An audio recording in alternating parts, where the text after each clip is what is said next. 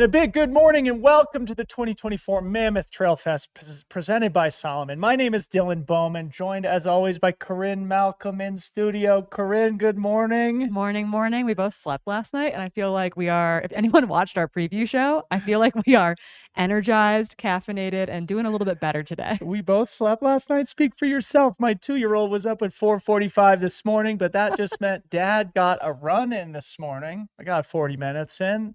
Much like our athletes, we'll be charging up the Dragon's Back Ascent starting here in about 15 minutes. Before we get to it, a big thank you to the team behind the scenes, the Mountain Outpost crew. Make sure while you're here on the YouTube channel that you smash that subscribe button. Give love to the leader in trail running streaming here in North America. So a big shout out to the Mountain Outpost crew. Last night, Corinne and I were in studio doing a quick preview of today's action on the Dragon's Back Ascent. Corinne, maybe let's just re-summarize what's happening today and throughout the rest of the weekend. Yeah, it's 8:45 here in Mammoth right now. The runners are going to be taking off at 9 a.m. to head up a 3.1 mile, 2,400 foot climb to the top of Mammoth Mountain, finishing just over 11,000 feet in elevation. There's no air up there for those guys and gals, but they are going to be going so fast. We're looking at 30 minutes maybe for the men's winner. MK Sullivan has the course record in about 40 minutes for the women's side of things. Will those times go down today? We're kind of thinking they're going to. Yep. Yeah. So we'll get to some of the course record performances that have happened here on the Dragon's Back Ascent Strava segment as we cut to watching some athletes getting the warm-ups in here. Again, we're just about 13 minutes to start line here, just above Mammoth Lakes. These athletes are going to be starting in the Twin Lakes area up in the Lakes Basin, just outside of town here on a beautiful, crisp autumn day. And what a beautiful drone visual that we have here over Twin Lakes and the Mammoth Crest that you see in the distance, speckled and dusted with the earliest snowfall of the winter season. I went for a jog this morning, as I just bragged about, right up along this lake, and it was absolutely stunning, glorious, picture perfect running conditions, if a bit chilly. And I think at the top of the mountain, Corinne, they may be trudging through just a tiny bit of snow. Yeah, What an amazing we're experience. thinking there was a fresh dusting overnight, so they're going to be greeted by, I think, a nice little dusting of snow, similar to the rut last weekend up at the top. There we are, Ooh! And snowy. speak of the devil, there is a light dusting there right at the top. You can see the finish line arch just in front of those cable car gondolas at the top of Mammoth Mountain, one of the most popular ski resort destinations in California, and a beautiful spot here in the Eastern Sierra, one of the greatest trail running destinations in the world. Mammoth Trail Fest, now in its third year, has already become a destination event for the North American trail running calendar. And I think, Corinne, this race is only going to explode in the years to come. I mean, doubling the number of participants year over year, effectively. There are just over 2,100 participants here this weekend to take part in the smattering of races. Again, the Dragon's Back Ascent or VK this morning. There's a fun 10K tonight under the lights, 50K tomorrow morning. Corinne's going for the CR. In the 10K, we'll see. I'm gonna have to have a very long warm up to make that happen. The kids race is also tomorrow, then followed up by the Golden Trail World Series event on Sunday morning, where some of the best in the world are going to be looking to throw down. So really a jam-packed weekend full of all sorts of racing, including many precious, intrepid souls who will be doing all three of the main races, kicking off with their ascent this morning. Let's talk about that. So this morning we've got 296 registered entrants. And as Corinne mentioned, there are some hardy souls who will be taking on the Mammoth Triple. So just pulling that up here on Ultra Sign Up. Actually, it looks like it just disappeared because race day is underway, but I checked earlier in the week and I think it was about 100 people that are looking to go for the all triple three this weekend. Yeah, one of my best friends who I drove over here with from Reno yesterday is in that triple, I think for the third time. Look at how chilly it looks up at the finish line right now. Our poor infield correspondent at the top is going to be chilly waiting for those runners. Cool. So while we wait to start here on a beautiful Friday morning, I hope you all are having a great unproductive work day to close out another week. And while we wait for the start, we're going to cut to a quick visual of the Strava segment so you can get a sense of what the athletes are going to be confronting here on the race course. This is Andy Wacker's Strava from his third place performance here at the Dragon's Back Ascent in 2023. Of course, Andy Wacker, one of North America's great sub-ultra distance athletes over the course of the past decade plus. You'll see that starting green dot there on your screen. Again, that's right there in the Twin Lakes Basin. They shred through a campground and then hit the early switchbacks.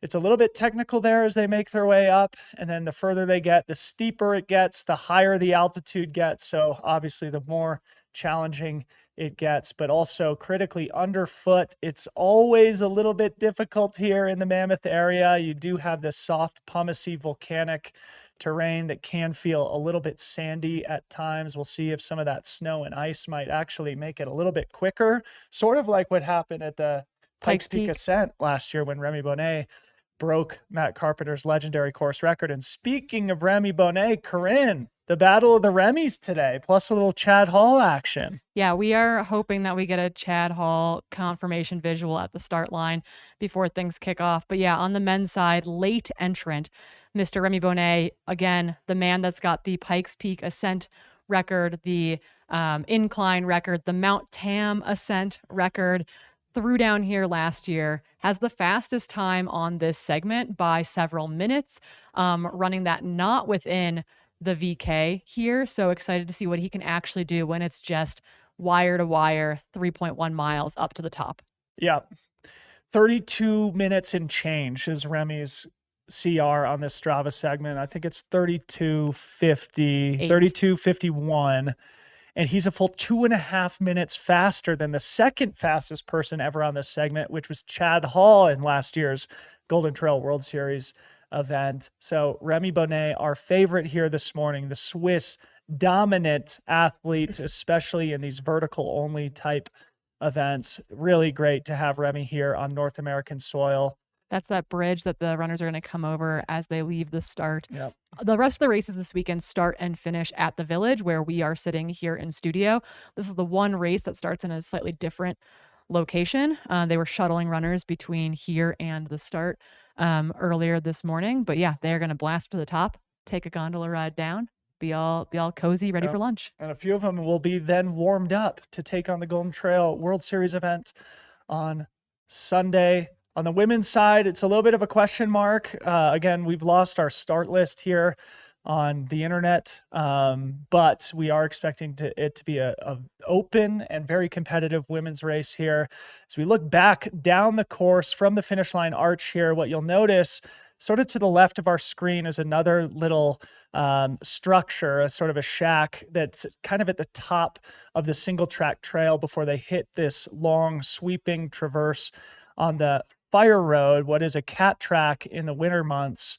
And so they do have a bit of that faster running before that final grinding kick up to the summit and the finish line. So it's going to be sort of switchbacking and technical to start, steeper, softer, sandier in the upper stretches, and then sort of a fast sweeping traverse before that final grunt to the summit. And what a beautiful morning here in the Eastern Sierra. Big thank you to our drone pilots for bringing us this stunning morning visual. Yeah, again, like the weather's been kind of like up and down all week as far as like they had snow earlier in the week. We had some hail yesterday. They had some lightning and wind midweek. The passes going east to west were closed getting over to this side of the mountains as well. And then really setting up for absolutely perfect weather all weekend long, actually getting a little bit warmer as we go Friday, Saturday, Sunday. The winds are going to be dying down. You know, highs we're talking about maybe up to 70, getting down towards like freezing overnight, like really ideal running conditions, I think, for the entire weekend going forward. Yep. So on Sunday, we're expecting mid 60s and sunny. So it'll probably be a little bit cooler to start the day, much cooler, actually. I went for a run this morning, as I said, full on jacket, beanie type weather. So we'll see what the favorites are wearing this morning. Obviously, the spectators and media crew at the top of the mountain are fully bundled up.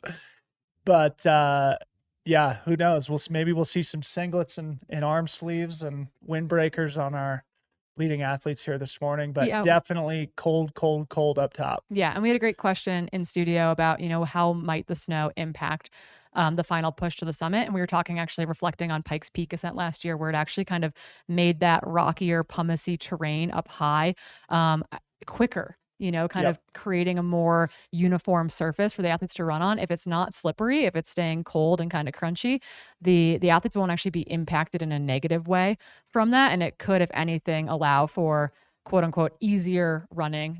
Nothing about it's going to be easy at 11,000 feet, but easier underfoot potentially. Yeah. Somebody in the chat asking when I'm going to jump into the Dragon's Back Ascent. And I think this is a fun way to introduce a topic of the type of athlete that thrives in this environment, because I am absolutely not one of those athletes. I've always wanted to be the straight uphill time trial type person, but I am 6'3" tall, certainly not your prototype mountain slaying, you know, sort of prototypical athlete. But I've always really admired those who can just rev that engine so hard and float uphill. The images and videos that came from Remy Bonnet's recent course record on Mount Tam that you just mentioned from last week when he made his visit to Marin County, he is built for this type of racing. And again, I am very, very jealous about that. Yeah, well, we'll get to sit here and watch it all play out. I think while we've got a couple minutes before we go back down to the start, we're going to throw to a very quick commercial break, and then we'll dive into the action from start to finish. Hey, good morning. Let's go.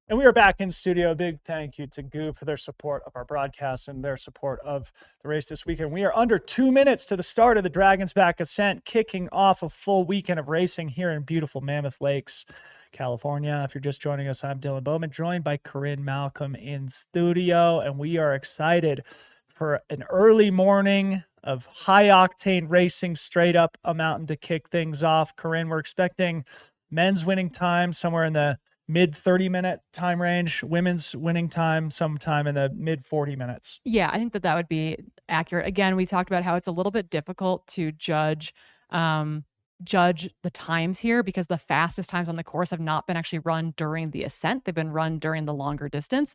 So curious to see if that changes here today. We just saw the runners get brought up from the kind of holding area up to that start line.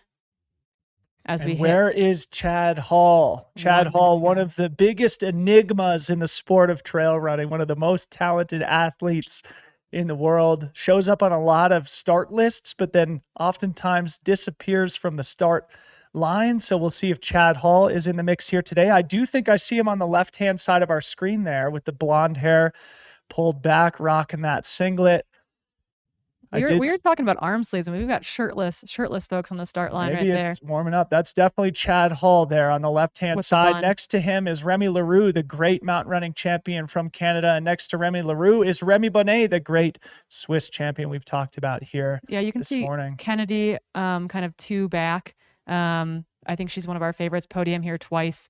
Bellingham athlete. With the headband and sunglasses. Just behind the woman with the headband. Yeah, okay. So anyway, again, this is going to be a quick, fast, all uphill race benefiting these athletes with very high VO2 max lactate thresholds. They are going to be on the gas pedal start to finish, full gas. And we are off here in the 2024 Mammoth Trail Fest, the Dragon's Back Ascent. They're going to be on this road for just a short period of time, jockeying for position before they hit the campground and the single track that will take them up to the summit. Yeah, we immediately saw Remy Bonnet go out to the front there with everyone kind of, I think, marking off of him, which makes a lot of sense, right? I think that's akin to seeing, the start line of Western States and everyone kind of marking Jim initially. Curious to see how that, where that elastic maybe breaks as we get into this race. But again, he is the clear favorite going into this. He is the best of the best. Someone said, when they saw the snow, they asked, is this a skimo race? And I said, well, for Remy Bonnet, that's only a benefit on this end, as he is one of the best in the vertical in the discipline of skimo as well.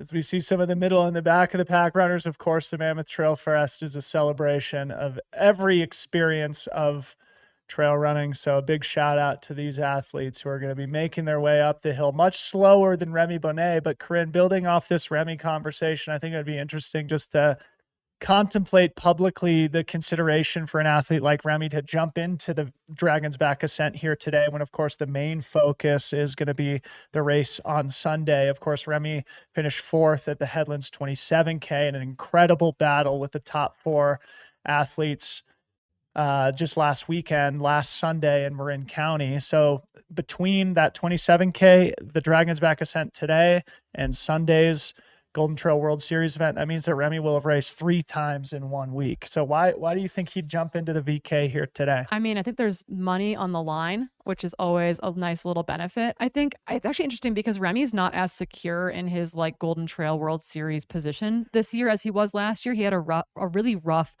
early start to the season, actually starting his season quite late, coming off of skis, had a rough run at Mont Blanc Marathon, then went and raced in Corsica in order to qualify for OCC, ultimately had a bad day at OCC, taking a fall there. So, he's got maybe something to prove a little bit. Maybe he's just sort of coming into shape, and an all-out uphill effort is going to really benefit someone like Remy, I think, when it comes to having another 24 hours off before he gets ready to do the 26K on Sunday. Yeah, a good point. Obviously, the prize money is definitely a motivator, but also, as you pointed out, Remy at this point last year almost had the Golden Trail World Series wrapped up. He did ultimately win the 27K here at Mammoth Trail Fest last year. and then went into the grand final with, basically the championship already wrapped up. This year, a little bit rockier, as you said. That happens in sports. So Remy giving himself another bite at the apple, another opportunity of success here Yeah, in to the race Dragon's into Back Ascent. fitness in a And lot of certainly ways. a race that is directly in his wheelhouse in terms of his strengths Yeah, as it'll an athlete. be a 30-ish minute effort, and then he doesn't have to run down. They get to take the gondola down. So I think that it's like a good tune up, a good wake up to the body for an athlete like Remy. Also, racing skimo, he is used to racing more than one race every weekend. During his winter season, they race a vertical, they race oftentimes an individual, a longer race. Sometimes it's a sprint weekend. So he is used to putting in, a race on a Friday and a race on a Sunday, or a race on a Friday and a Saturday. So again, we're expecting the man on our screen right now to run close to 30 minutes on this. But of our 200 or almost 300 runners that are out there this morning, there's a 2.5-hour cutoff. Nice. Which really promotes kind of participation in this event. I think they have like a 97 to 98% finisher rate on it. So we do anticipate nearly all 300 runners to make their way up to 11,053 feet this morning, celebrating at the top of the mountain. So we are on Remy Bonnet here as he makes his way up the early stretches of the Dragon's Back Ascent. An amazing drone shot here. Zach, who's our drone pilot here today so we can shout them out? Tony Hill on the camera duties here. Remy Bonnet looking incredibly strong.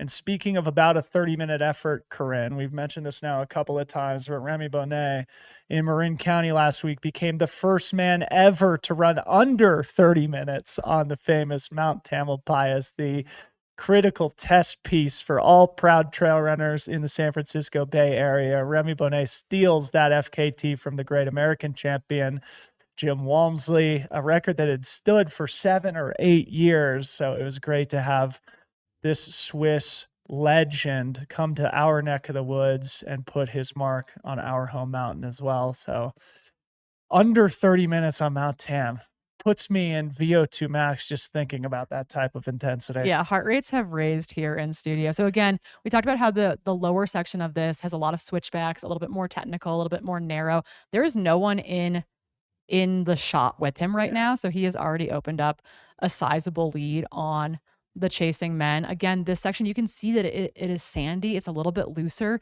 It's not quite easy running in that regard. So you definitely can burn some matches here. Yeah. This should be, for an athlete like Remy, a runnable course start to finish. Yes. Oftentimes with these VKs, you'll see athletes using poles or hands on knees, hiking uphill, grinding. This is not that type of a hill. As we get into some of the rocky switchbacks here, you're right, Corinne. Remy already has a very healthy gap. Yeah, on the about chase pack a event. switchback. You can see 4 men in shot there. I'm assuming it's going to be Remy LaRue and Chad Hall as those 2 men chasing there, about a switchback behind. So Chad Hall is also on the 50K start list tomorrow. So it'll be interesting to see. A race that he's run here before. Yeah, he won that 2 years ago. And then last year he started the 50K, ended up dropping out because he had raced already twice at that point already. He was going for the Mammoth Triple, but ended up calling it a day early based on the feedback he was receiving from his body and the strain and stress that it had already absorbed based on the Dragon's Back Ascent and the Golden Trail World Series event. So again, we mentioned this last night, but it bears repeating.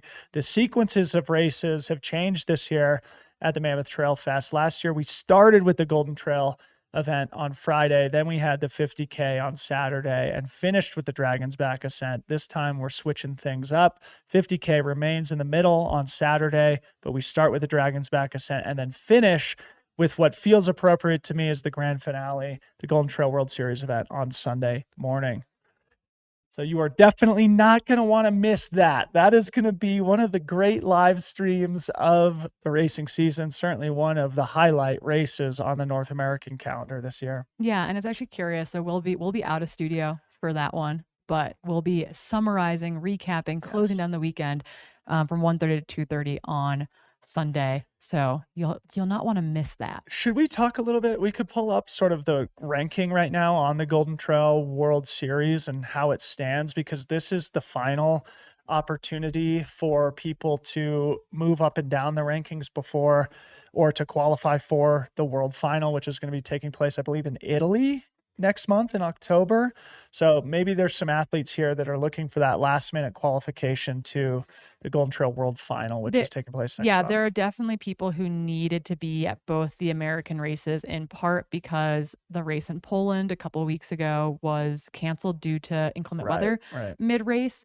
They did go down from the 4 races to qualify for finals down to 3 races to qualify for finals. So again, the best of the best in the world trying to make that happen so that they can make it to the season end of the series. We'll see if those rankings got updated after the Headlands 27K last weekend.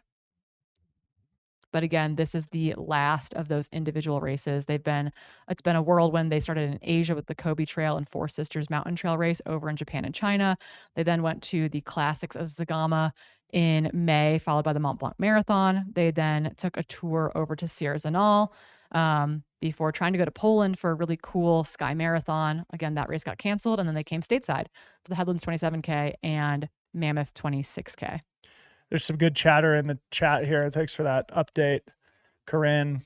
People saying that Mika Boudon-Rousseau is going to be going for that Mount Tam FKT again. According to Chris Andrews, he says Mika isn't done. I think Mika with a lead out. I think Mika with a lead out on the road too, in particular, would be pretty darn epic. So again, we do have updated rankings on our end. So we actually saw an amazing throwdown between Elosine and the Kenyan athletes last weekend at the Headlands 27K. So Elosine ranking at the top of the men's stack right now. Patrick Kipiniego and Philemon Kiriago sitting in 2 and 3. Remy Bonnet is actually now up into 4th position. So he should be safe to go through to the finals.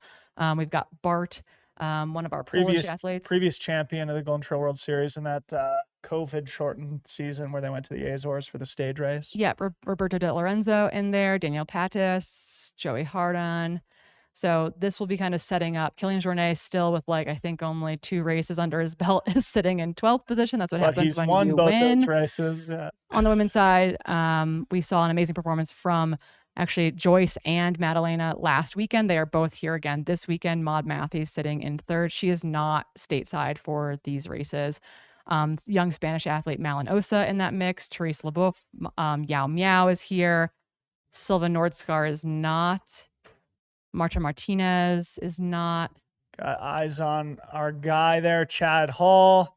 Ponytail, man bun, headband, looking smooth and swift through this rocky section here as they make their way up into the part of the course where we will have eyes on them basically from here all the way to the summit. So don't go anywhere. We're just getting warmed up here. So Chad Hall, we expect to be in 2nd place. He's the first man on our screen, followed by who we believe to be Remy Leroux, the great Canadian mountain running athlete that we mentioned at the start line. We do anticipate that Remy Bonnet remains our early race leader here at the Dragon's Back Ascent. Yeah, getting good drone footage though across the way through this rocky, the most technical section of this race is down here. So that's not Remy. Remy is sitting actually in 4th position behind these guys, I believe. Okay. There are some young South American athletes, like Latin American athletes, that are here this weekend, and that might be who is actually sitting in 3rd place behind Chad Hall. We will Station Fireball will be able to ID Remy Leroux. There's a Canadian synergy there that I'm sure we'll be able to get that in the chat here. Thanks to our good friend Leon Tryon, aka he's not Aid Station Fireball.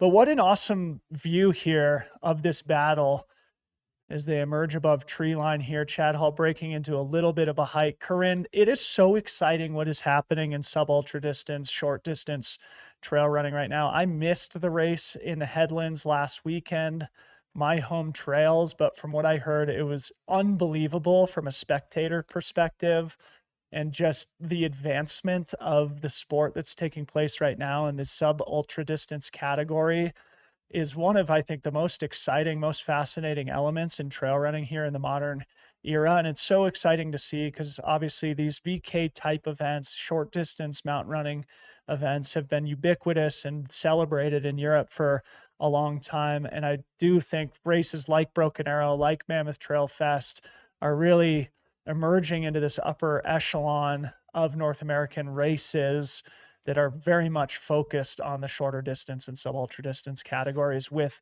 these athletes who are just so incredibly impressive.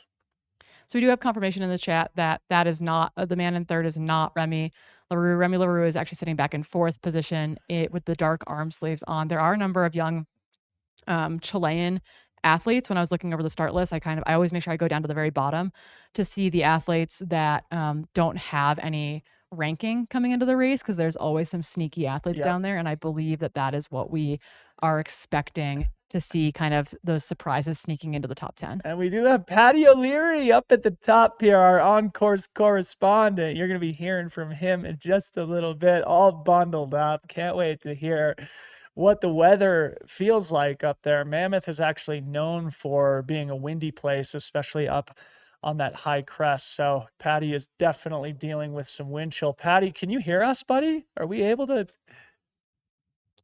We don't have Patty's audio in This was studio the yet. spontaneous cut to Patty. So we're going to work on that connection and get back to him. But he's going to be doing some finish line interviews with our champions once they get to the top of the mountain here. Corinne in the chat, Affluent Journeys asks, where is USADA? And I think this is a relevant and appropriate question here, as these races have become so incredibly competitive and so incredibly exciting.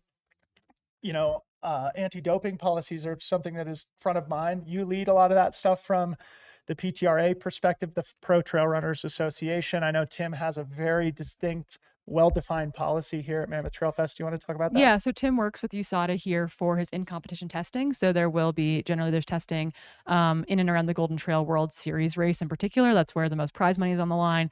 That is where the most kind of competition is on the line. So generally that is where the in-competition testing is steered. So I do expect that we'll have USADA on the ground here for Sunday's race.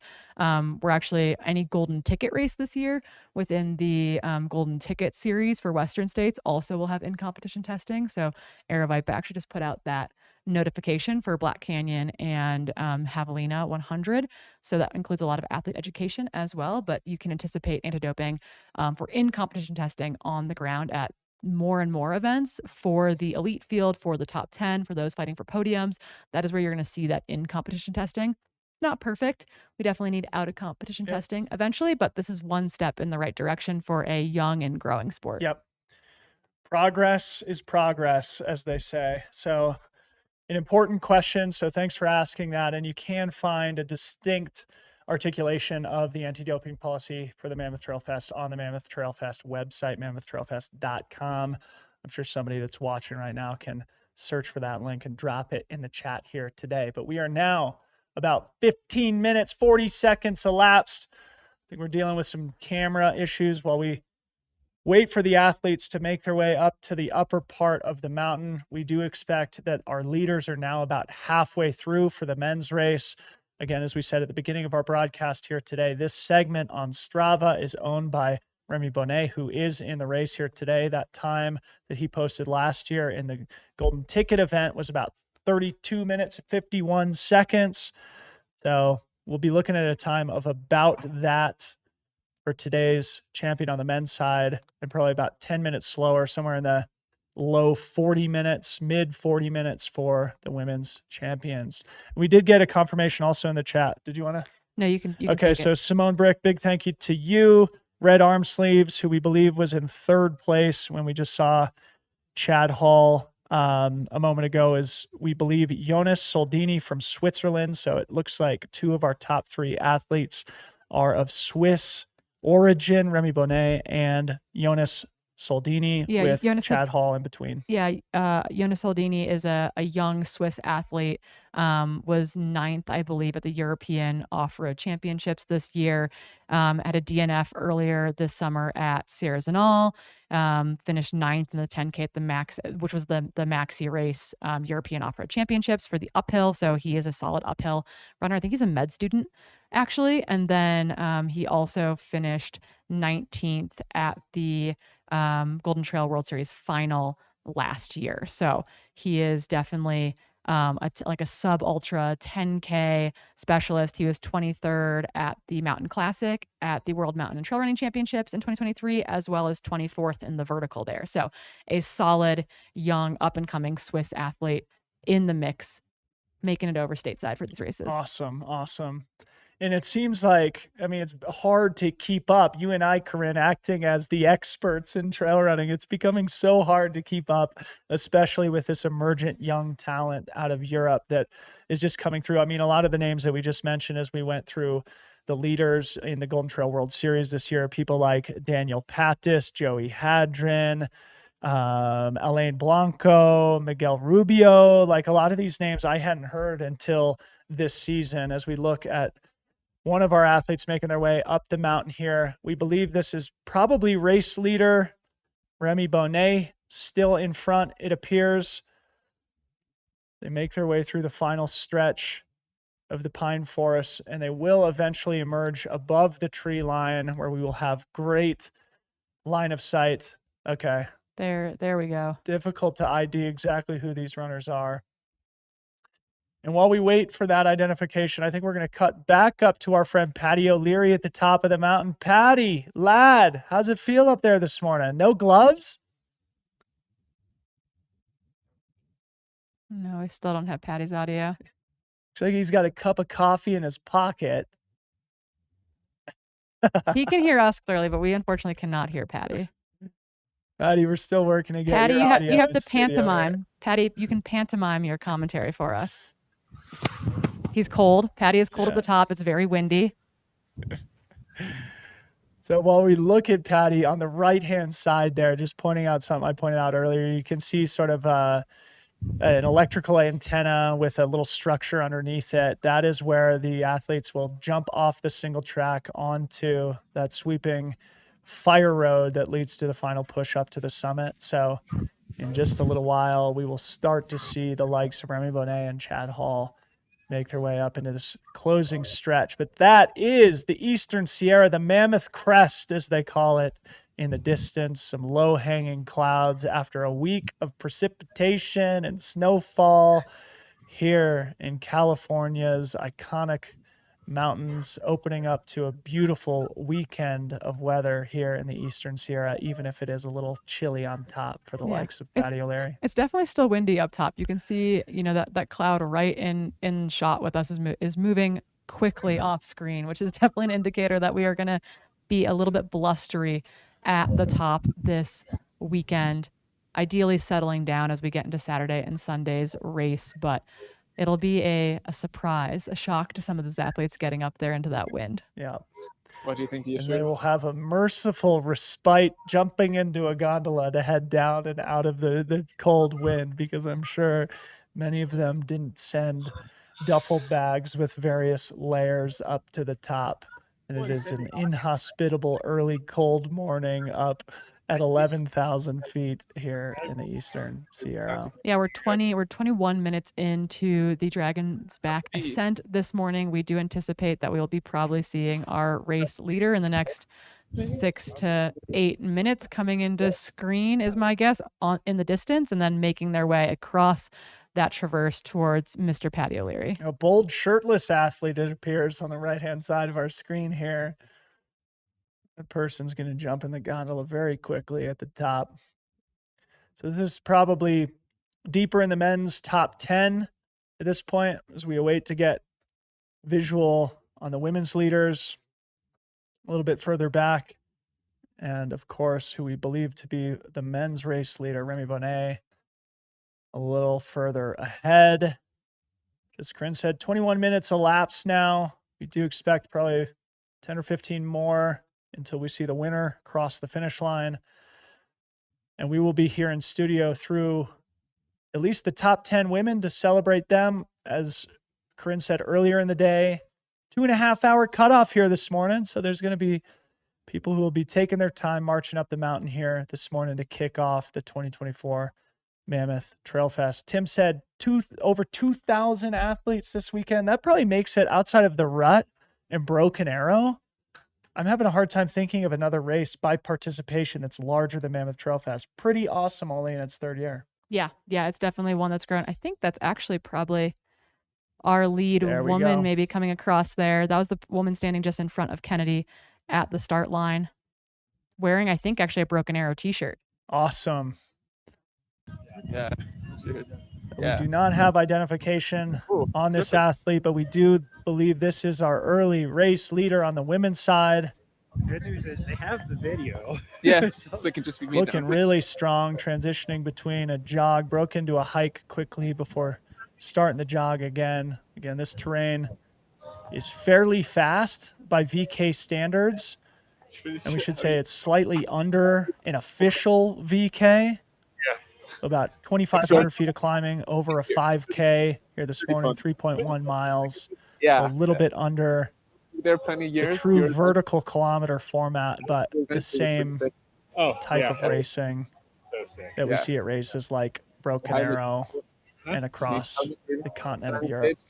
You had to wear it for 4 days Yeah. of the 6th. And Yeah. speaking of VKs, in Sunday's race, we have the two-time vertical champion, Mr. Patrick Kipneno, Kenyan athlete who sits right now in second place in the Golden Trail World Series ranking. So Patrick Kipneno has been having an absolute season Yeah, this year. you have to remember that when we interviewed him post VK at Broken Arrow, and we said, how are you expecting that to go? And he said, you have to remember, very humbly, he said, you have to remember I am the two-time world champion at this discipline. So it went how I thought it would go. Yeah, I think it was in response to a question that I said, because Jim Walmsley, of course, finished second. I think it was something along the lines of, this was your first time racing against Jim Walmsley. He has a lot of respect for you. What was it like or whatever? He's like, yeah, Jim's a great athlete, but also I'm a two-time world champion. So I have confidence in myself too. And I felt kind of silly having asked that question to the great Patrick Kipneno.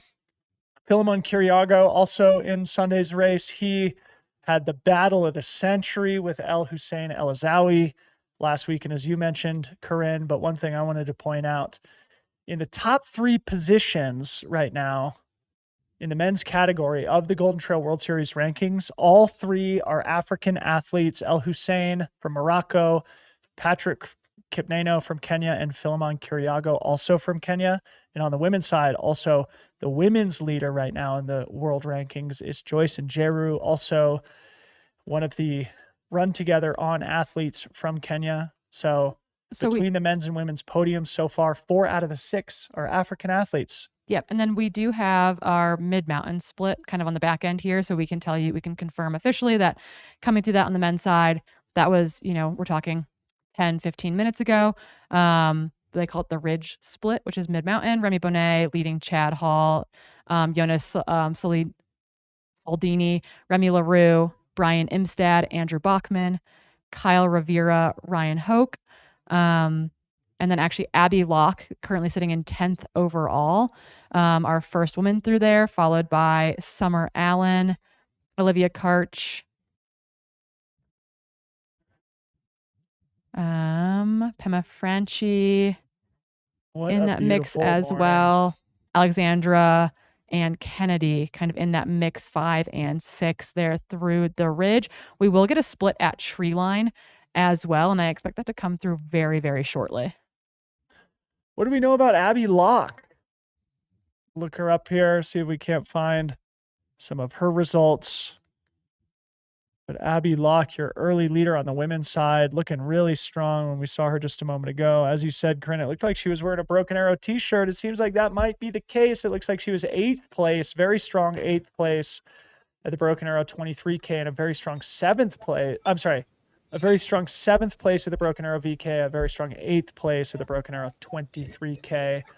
Doesn't look like she has a ton of experience.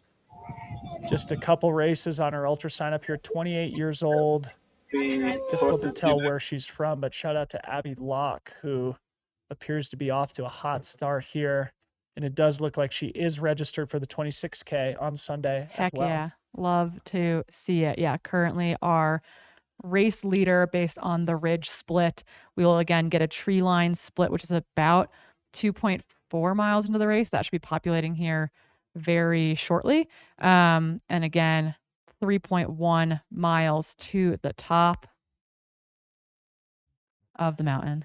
And what a beautiful place. To our viewing audience, you must come to Mammoth at some point in your life. This place is a four-season destination, of course, very well known as one of California's most popular ski resort destinations, but also the Pacific Crest Trail runs very close to town here. Hundreds, if not thousands of miles of trails traversing California's Eastern Sierra. Mount Whitney, the high point of the lower 48, is only a couple hours south from Mammoth Lakes, California. So for those who like to peak bag, Mount Whitney is, of course, a proud summit to go conquer yourself. But Mammoth Lakes, one of the most brilliant, beautiful resort destination towns in North America. And now it has a world-class event like it's always deserved, thanks to our race director here this weekend, the legendary Tim Tollefson, who brought this to life only back in 2022. And here we are. Yeah, It's third year, 2,000 runners. it sounds like Abby Locke and her husband live a little van life, but are based in the Durango area. So altitude is no stranger for her today as well. Thank you to Chris Andrews in the chat for enlightening us on that. Durango is the home of champions, especially in the mountain bike world. But a great trail community there as well, speaking of great trail towns in the USA. And we are looking down the Dragon's Back Ascent here. That is the trail. In fact, we may have visual here on our race leader. That does appear to be Remy Bonnet here, making his way up this final soft pumicy trail. Great. We got a camera on the ground. Remy Bonnet looking smooth, looking back behind him. No signs of weakness. And typically, as we mentioned earlier in our broadcast here today, this trail is kind of torturous in that it's steep, but also sort of soft and sandy. It does appear that that precipitation and these freezing temperatures have probably made it a little bit tackier, a little bit firmer underfoot, which in all likelihood is going to be making it easier for the athletes, even if they are fighting a bit of wind chill. Yeah, 29:38 on the clock right now. Can he break his 32 minutes? His almost 33 minutes. Yeah, my guess is he's going to be a little bit over that. So that we should mention that there's a difference between the exact race course here today and the Strava segment. So it'll be difficult to compare apples to apples until Remy uploads to his Strava account. Last year's men's winning time was like 36 minutes. And I do think that bit of a traverse should probably take a couple minutes. So it might be close though. Yeah, I think we're going to be under Chad Hall's time from the last couple of years, but I do think that Remy's 32:51 or whatever you said it was is probably going to be, he'll be right around there, if not just slightly behind that. Yeah. So they said just Yeah, Liam in the chat, easy jog, bro, chill. Yeah, I mean, again, going back to what I said, I wish I had the climbing prowess of Remy. Corinne mentioned that Remy Bonnet has been a multiple-time world champion on the ski mountaineering circuit. So all winter, in addition to all summer, he is charging up mountains just like this. That, over many, many years, has developed Remy into the incredible vertical athlete that he is, truly one of the best in the world. We just mentioned Patrick Kipneno, who's been a two-time world champion. Remy Bonnet, Kilian Jornet are probably the only people who could hold a candle to Patrick Kipneno in the pure vertical races. Yeah. That was actually something I thought was interesting from Sierras and all, not to go totally off topic, but the gap that Kilian got so early on that early climb, the double VK that starts off Sierras and all, where he gapped Remy Bonnet and Patrick Kipneno very quickly, is a really interesting moment where Kilian just put the pressure on the field very early. But that's beside the point this weekend. Oh my goodness. Remy Bonnet with a large gap.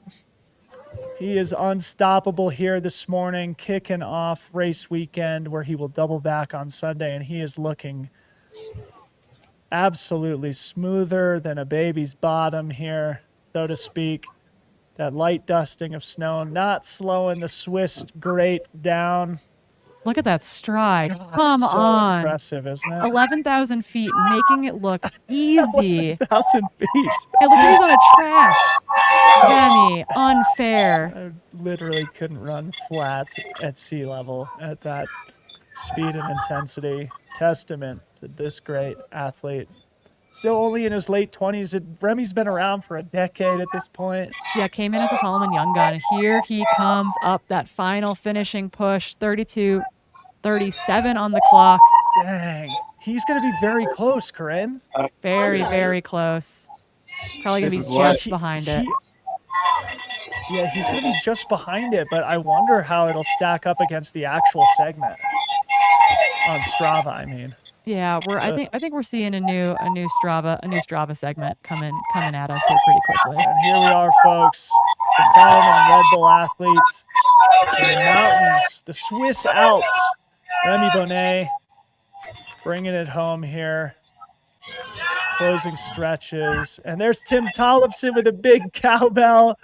Our race director there to greet men's champion Remy Bonnet, who breaks the tape in 33:22 unofficially.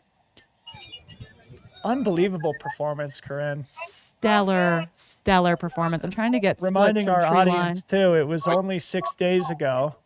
5 days ago, really. So interesting, at tree line, again, 2.4 miles in. We should be seeing, actually in second, might be another Swiss athlete. It looks like at that point, Jonas Soldini had overtaken Chad Hall, followed by Remy LaRue. So those are the athletes that we were waiting for. They came through tree line about 2.5 minutes back on Remy Bonnet, and I do believe that we might be getting visual on our next athlete coming across the 2 traverse minutes? right now. 2 minutes at tree line. Wow. So, again, another testament to the greatness of Remy Bonnet. having Here a he 2-minute comes. gap. This should be. Oh my goodness, I can't see arm sleeves. They are hauling as well, though. That must be Soldini. That looks like Soldini. Yep, arm Yeah. sleeves, red arm sleeves. This is a young Swiss athlete, another young Solomon athlete, med student. Jonas Soldini coming home for second place. It looks like he'll be right around the 35-minute mark, also under Chad Hall's winning mark from 2023. The Swiss are here. Switzerland goes 1-2 in the men's race here on American turf. Jonas Soldini, big thank you again to Simone, who is in the chat and helped us identify this up-and-coming athlete who is making a name for himself here at one of North America's most important events, only in its third year, the Mammoth Trail Fest. Jonas Soldini, congratulations, young man. Second place, just over 35 minutes, an incredible mark from this young man. Yeah, so the split at tree line was about a minute between Jonas and Chad. So we should be seeing Chad coming in to screen on the traverse. There he comes, Chad Hall. Honestly, he's going to be right at his winning time from 2022, currently 35:30 on the clock. Winning time right just over 36 minutes previously. So Chad looking to make good on a very similar performance, but finishing third this time around. It looks like he ran 34:07 in 2022. Hard to know exactly how the courses correspond, whether they may have started a little bit close to the trailhead, and he did run 2 races prior to his win. Yeah, the order of these races has shifted over time, but here comes Chad Hall bringing it home for third. Basically right on his mark from last year. Chad Hall, such an incredible athlete, the type of athlete who you want to know more about. You want to see him out there more. He picks his spots, I think, very selectively, as we see Remy LaRue come up in 4th place here, the great Canadian athlete. Remy LaRue, an interesting character we can talk more about, who will also be doubling back in the Golden Trail event. Chad Hall is going to be doubling back into the 50K tomorrow. I'm not sure if he's on the 26K list for Sunday, whether Chad Hall will be going for the triple. Yeah, I've got to say, for Remy LaRue, this is the one guy who probably doesn't spend a ton of time at altitude, based out of Quebec. So impressive run to over 11,000 feet for the stud from the World Mountain Running Association Series, a great VK athlete. bringing it home for fourth in what is a very, very good VK field. It's a really good point. Like, how do you become a great VK athlete when you live in Quebec? Right? I mean, there are mountains. There are mountains I there, guess. but you've got to like the bigger thing here is like this is a specifically hard challenge when Yeah. you're starting at 8,500 feet and going over 11,000 feet. It is a little bit different. Point well made, point well taken as we await Yeah, we're going to be the going rest of back the in men's the top 10, and we await the women's leaders here emerging over the crest to make their way up to the top of the hill. Do you have a split or knowledge about who number 5 is here? number 5 is going to be Brian Imstad. Let's go, Brian! And then he should be followed closely, probably a minute or two back by Andrew Bachman. Then we'll be looking for Ryan Hoke, I remember Kyle this Emstad name from last year. Rivera, Noam Franchi. And then sitting in 10th overall should be our first woman, Abby Locke. We are waiting for her to split through the tree line aid station. Again, tree line is at 2.4 miles into the race. Our splits are a little delayed here in studio, so that's what we're going to be looking for. But we've got a smattering of individuals now well above tree line making their way into the finish. But we do think that unless splits have changed at tree line, Abby Locke should be coming in as F1, sitting in about 10th overall. Wow. Awesome work, Abby Locke. So I did just pull up Brian Emstad's race results here, jogging my own memory. And it looks like he's pulling together back-to-back 5th place performances here at the Dragon's Back Ascent and Mammoth Trail Fest. He also put together an awesome 14th place at the drag race that was the VK at Broken Arrow earlier this summer. So Brian Emstad, it looks like our 5th place finisher here, charging up, strong and solid. 31-year-old athlete. Not sure where Brian hails from, but great performance from him here today as well. Yeah, a great group of athletes making their way up a very challenging Friday morning running route. Welcomed in each and every one of them by race director Tim Tollefson. I don't know that guy has slept at all this week, and race weekend is just getting started. But there we have it. I'm updating from tree line. We should be getting again our first women's splits through the 2.4 mile mark here any moment. 39 minutes on the clock. So MK Sullivan's time is going to, we're rolling out the tape. Does this mean we have Abby Locke coming up? Oh no, it's a photo op for Remy. All right. That's okay. I got excited. Yes. Got to make sure you get the photo at the top now that he's caught his breath a little bit. But again, I was just about to say 40 minutes on the clock, which means that MK Sullivan's course record on the Dragonback Ascent is going to be safe for another year. Shirtless. You know what? I think, Corinne, 2 years ago, so going back to it, I was just contemplating Chad Hall's delta between his 2 winning times here. I think they had the finish line closer down to the radio towers or the electrical towers that we saw. So I think they moved it up to this true high point on the mountain last year, which means I think the course is slightly longer the past 2 years compared To to 2022. MK's record. This is Ryan Hoke here from Reno, Nevada. Ryan Hoke was our shirtless champion that we saw earlier in the day. Ryan Hoke has covered a couple of our races, the Big Alta, Gorge Waterfalls. Ryan Hoke, semi-local runner. That Reno community, I'm sure, is going to be showing up huge here this weekend. Just a couple hours. He looks up the warm. road. He doesn't look Yeah. cold at all. Tim, stay on your feet, please, sir. Can't have Tim tearing an ACL on day 1 of the Mammoth Trail Fest. We that's do for have sure. Abby Locke through tree line, 37:04 elapsed. So she's got just under a half mile to go to make it up to the finish line. That was 4 minutes ago. So we should be seeing Abby Locke making her way across that traverse here any minute now. So we'll be making sure our cameras are going to try to go pick up Abby Locke, who is our leading lady on the traverse. And There she There she is. is, Abby Locke, with a safe and comfortable gap. we be stopping them. She is keeping the pedal to the metal, however, for these closing couple of minutes. Finish line fully in view as she is VO2 maxing at 11,000 feet. closing down what is an incredible performance for her, bringing home a win here at Mammoth Trail Fest. And we should say, Corinne, what a great platform for athletes like Abby Locke to come experience world-class competition.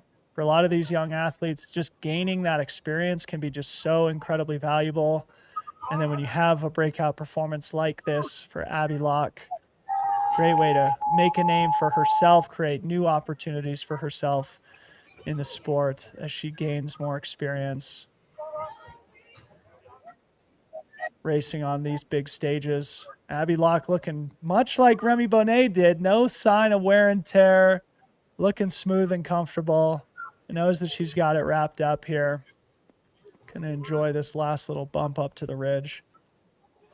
Yeah, and then we will be working on the athletes catching their breath, not getting too cold, and then we will be throwing to finish line interviews once we have our women's podium, women's top 10 through the top to Mr. Patty O'Leary. This is actually quite a good time right now, 43 minutes on the clock. That will put her, she will land solidly, probably in the third fastest time ever, right behind MK Sullivan and Helen Mino Faulkner. Again, those 2022 times, though, are a little bit artificially fast, given that the finish line has moved higher up the hill a little bit. So one of the best times ever on this course. She's going to come in right around probably just under 34 minutes, solidly putting her into the third fastest time ever, regardless, of course. Yeah. Dang, she looks really good. Big smile.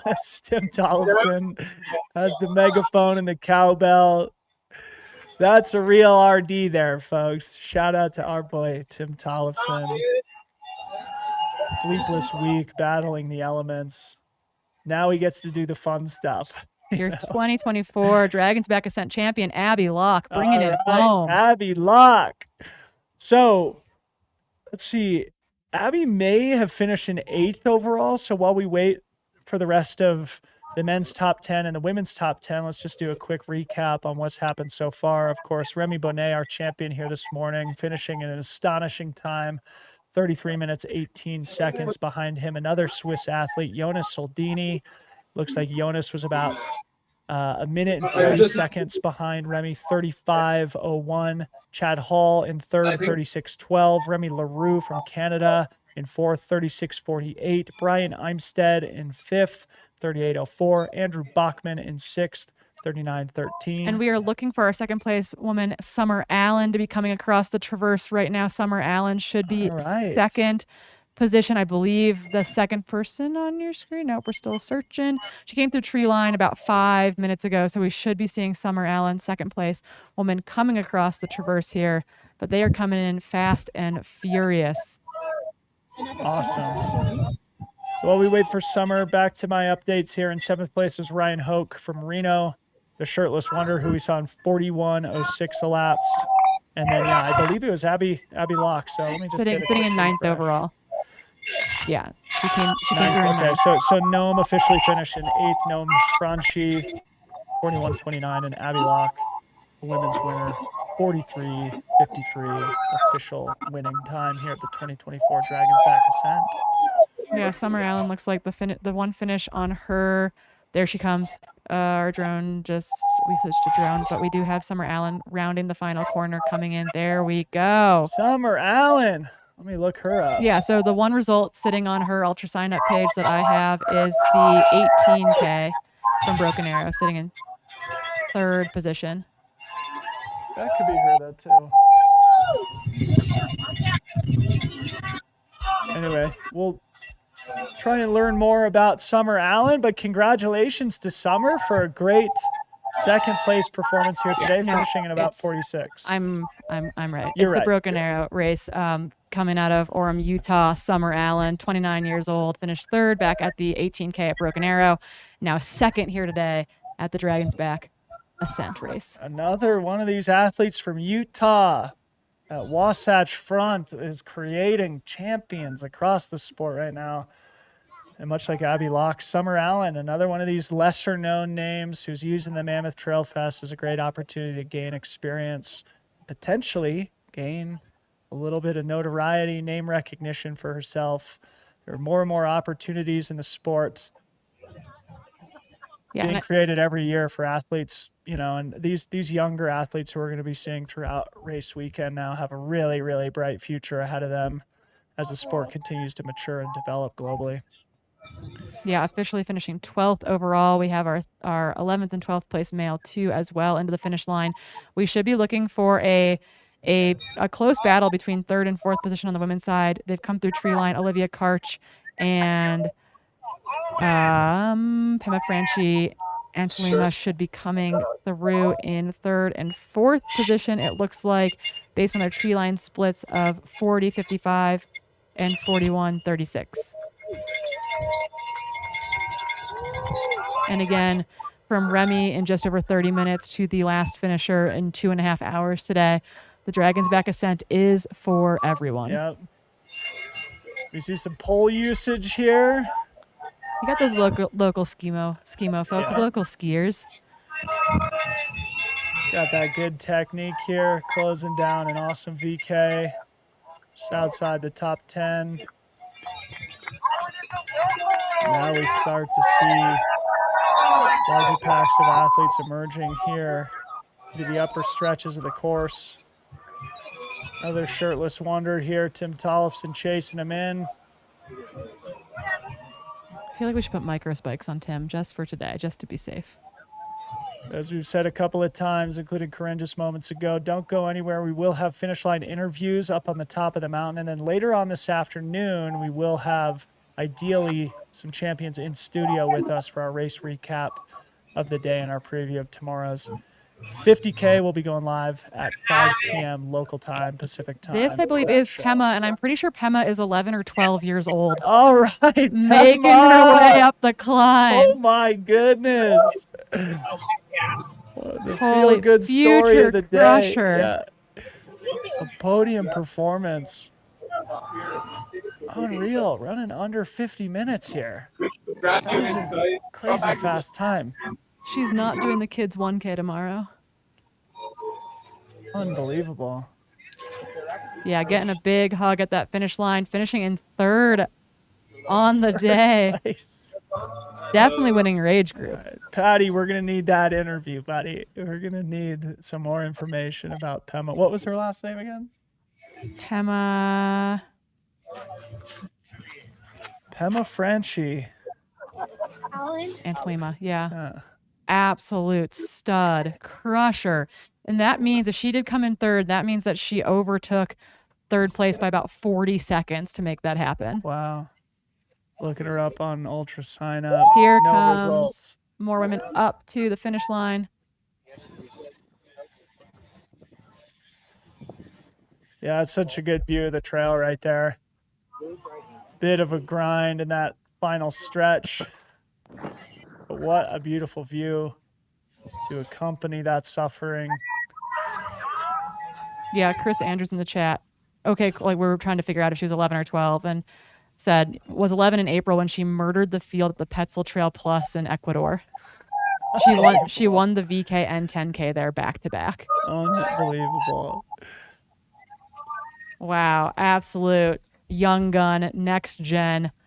Yeah, looks like there's Abby Locke probably waiting to do her champion photo shoot too. Yeah, we're keeping an eye on splits. People roll into the finish line here.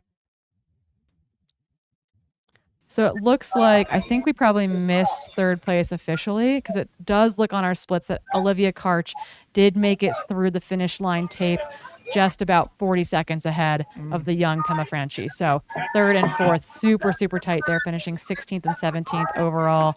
So we did, I think, miss Olivia across the finish line there in the hustle and bustle of folks rolling their way through, but did catch Pema as she made her way across in fourth. We do have the rest of our women's top 10 are all through tree line. So we'll be looking for Alexandra coming through here shortly. Kennedy Ruffner coming through. Reagan Chesnin coming through. Nicole Murray.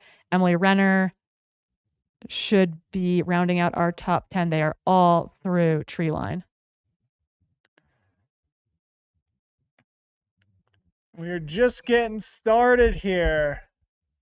The Mammoth Trail Fest 2024, 3 days of high octane racing plus family, community, cultural vibes here celebrating the great sport of trail running in one of the great trail towns in North America.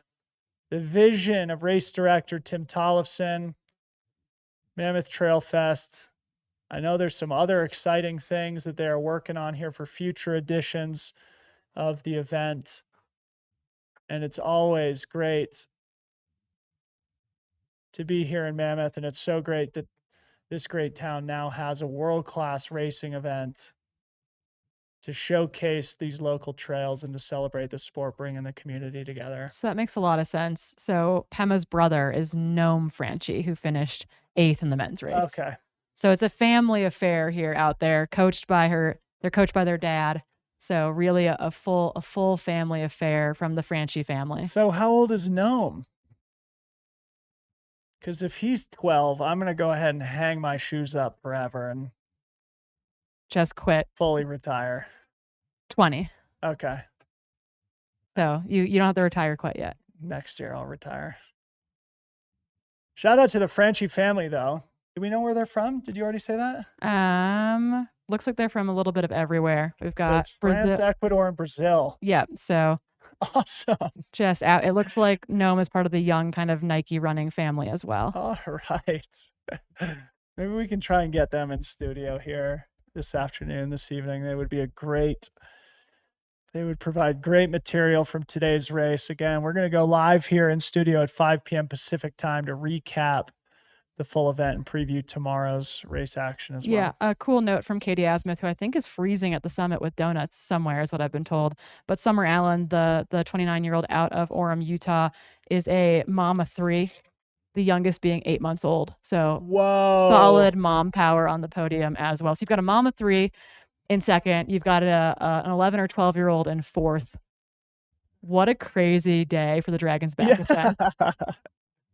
Different life experiences. It shows, as we look back at UTMB when the materials engineer Vincent Bouillard came out of nowhere to win the race. Now we've got mother of 3 with a solid podium performance here. An 11 or 12-year-old girl sitting just off the podium. There's so many different ways to be successful in the sport, and what an exciting time. So many fun stories to follow. Yeah, and then to give someone a shout out who we missed come to the live stream is a 16-year-old. So in 3rd is Olivia Karch, 16 years old. We missed her come to that podium when we saw Pema finish. She was 5th at the Dragon's Back Ascent in 2022, improving on that performance here today, finishing on the podium in 3rd. Unbelievable. The battle of the tweens and teens for the podium spot. I mean, the 3rd and 4th place finishers combined total age is only 28 years old. Yeah, exactly. Unreal. Now I am going to retire. Yeah, it sounds like we are going to throw to a quick commercial break, and then we'll be able to come back, hopefully, and throw to Patty O'Leary for interviews at the finish line. Hey, good morning. Let's go.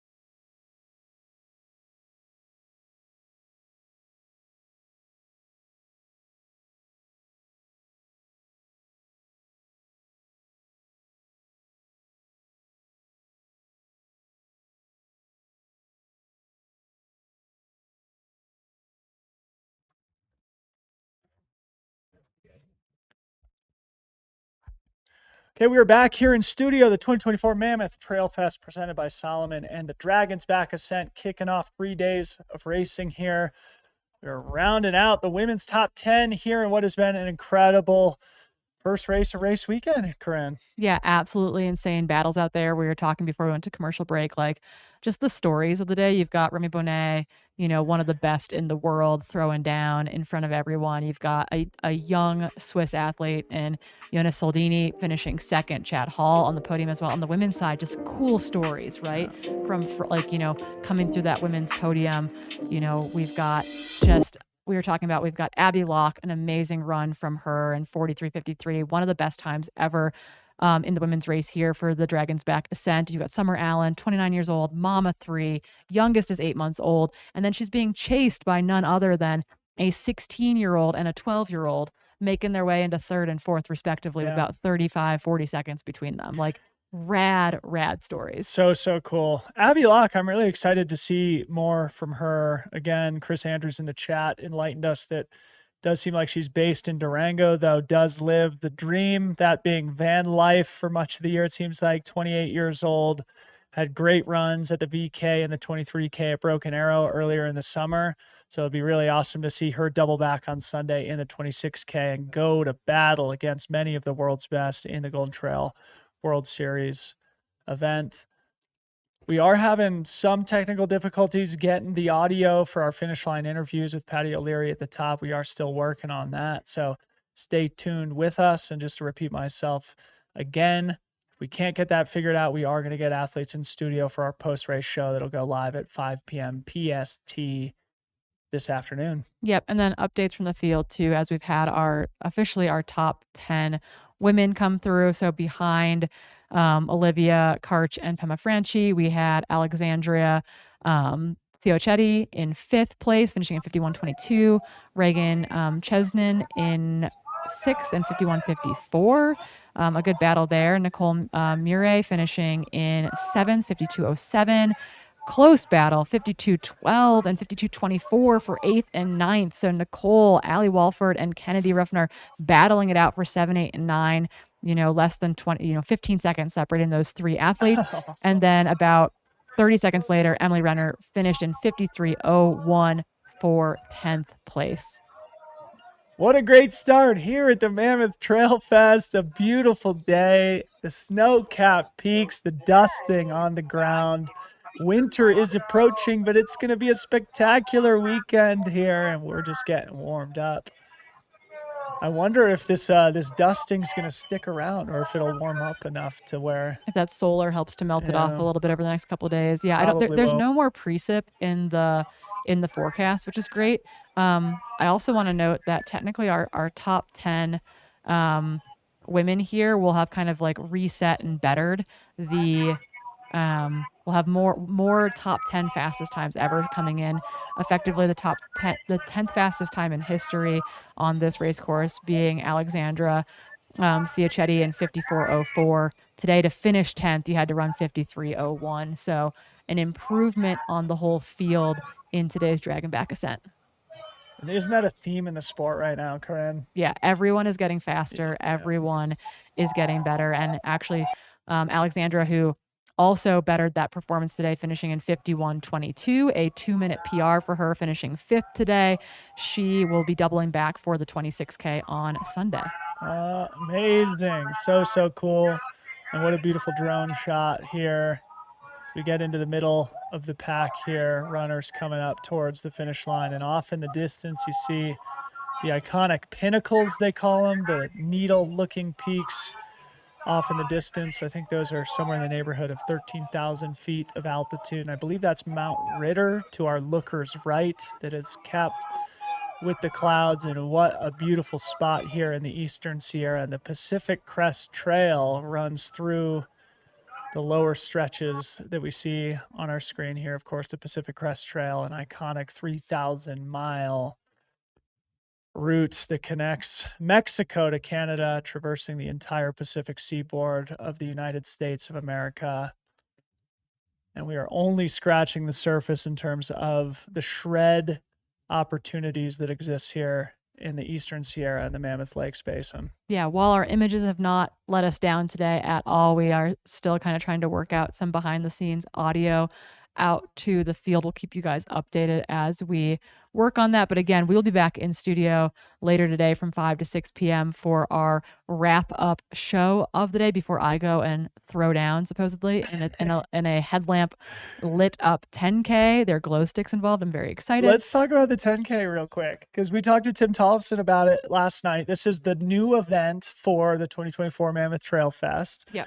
And it's a unique vision, I think, and you get to experience it firsthand tonight. Yeah, the idea being that, you know, we can provide, Tim can provide, his team can provide these like moments of awe for everyone, these moments that really kind of captivate your imagination, that are a little bit surprising. The 10K, spelled Tenkey, I believe, is going to be really, or Kay is going to be a very cool race for us to dabble in tonight. It's every bib gets a glow stick. The forest has lights strung up in it. There are disco balls. Goo is set up an Headlamp mandatory. Headlamp mandatory. Goo has set up an aid station that I believe includes a light up igloo. We've got Skylar DJing a set for everyone here in the village to send us off and to welcome us back. You know, a real party atmosphere and a real friendly approach to running a 10K on trails here in Mammoth. It's like Burning Man meets trail running, DJs, glow sticks, all the fun and entertaining vibes of a rave meets the high performance energy of a trail 10K, the vision of race director Tim Tollefson, and a great addition to the 2024 Mammoth Trail Fest. And I do know that he has other ideas of other experiences that he can provide to trail runners to make this a welcoming event to those of various different persuasions. And that's one of the funnest things about this sport right now. Everything from a VK to a 10K to a 50K to 100 milers, now 200 plus mile events. There's so many different opportunities to experience the great sport of trail running. It's one of the reasons why it does seem that the momentum in terms of growth is not slowing down anytime soon as we emerge into a new era of the sport. Yeah. I mean, cool to reflect on the fact that this race has nearly doubled its entrance pool from last year. People really showing up. Mammoth isn't an easy place to get to, right? You're driving from LA, you're driving from the west side, from San Francisco, you're driving from Reno if you're flying in. You know, it's not the easiest location to get to. It's a little bit, you know, tucked away here on the eastern side of the Sierra, but once you're here, Yeah, it's spectacular. It's hard to leave. And I think that Tim's vision that he has dreamed about and noodled on for probably a decade, to see it finally come to life and to iterate on it and to make it better year over year, and to have the support of the community so intensely too, like his volunteer base that I've gotten to meet a little bit over the last couple of days, including family members. Family members are very heavily involved. Yeah. Met Tim's mom last night as well. Are pulling off what is an absolutely spectacular race weekend. Tim's wife, Lindsay, I saw her last night, also a core member of the team. Nacho the dog, also a core member of the team. Yeah, you mentioned it's hard to get to. So, you know, just adding a finer point to that, I live in the San Francisco Bay Area. It took us about 6 hours to drive last night. I think, what is it, 4 to Los Angeles? Yeah. It's about 3 to Reno. Yeah. They do now offer some flights to a nearby town of Bishop, California. So it's not easy to get to, but once you're here, it's a spectacular place to spend a little bit of time and to explore. And I last night, actually, just sort of like, I guess, talking about the weather conditions and things like that. To get here from the San Francisco Bay Area, the easiest way to go is to go through the Central Valley and then up through Yosemite National Park, over Tioga Pass, and then down here into the Eastern Sierra. Tioga Pass had been closed for a couple of days due to some heavy snowpack up at the top at 9,000 feet. So again, the weather was poor all week, probably something that added a layer of challenge for Tim and the organizational team here. But from the Central Valley, like when you start climbing up into Yosemite National Park, it was about 80 degrees Fahrenheit. Up at Tioga Pass, it was like 35 degrees Fahrenheit. Sounds about right. 45 degree difference Tim is the warmest person on the Yeah. mountain right now. Everyone else is in down on down. It's a down jacket. It's a sleeping bag convention out there. And Yeah. Tim looks like he's putting in the miles on that final little switchback this morning. Yeah. So Yosemite National Park, probably something that's not unfamiliar to many of our viewers here. I would say it's only about 45 minutes away. That Tioga Pass entrance to the park is only about 45 minutes away from the town of Mammoth Lakes. So another great thing that you can check out if you do make your way out to Mammoth Trail Fest in the future or to the Mammoth area in general. Yeah, Billy Yang handing out high fives there at the summit as well, it looks like. Those are a hot commodity. A nice Billy Yang high five. I mean, I'd run I'd up a pay a- mountain. I'd run up a mountain to Pay get a a high pretty five. penny for that. Yeah, big shout outs to our drone pilots here this weekend. It is definitely blustery up there, and they're keeping the birds in the air, which is what we live for. Yep.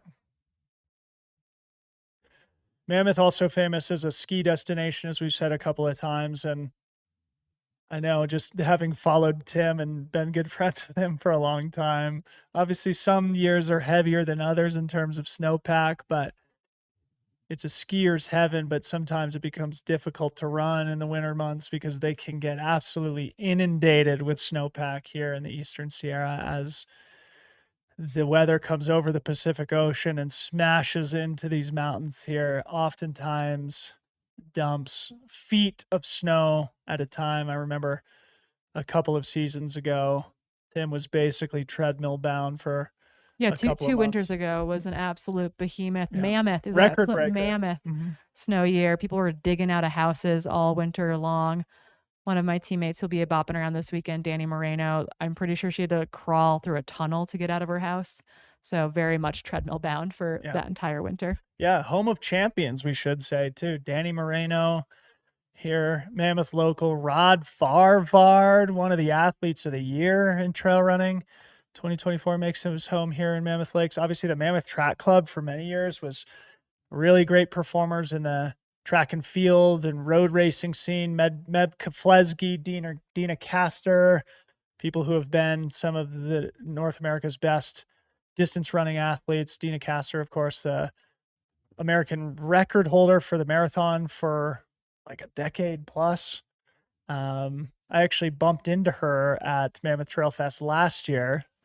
I sort of recklessly crossed a road on foot mindlessly and nearly got run over by a more cognizant Tesla vehicle. Turned out it was Dina Castor, and we walked into the same establishment. I said, "Hey, I'm really embarrassed. You almost hit me with your car." But I'm a big admirer of yours. So. Big fan. Yeah. It sounds like we are going to cut to one more quick commercial break, and then we will be back to sort of slowly wrap things up here in studio.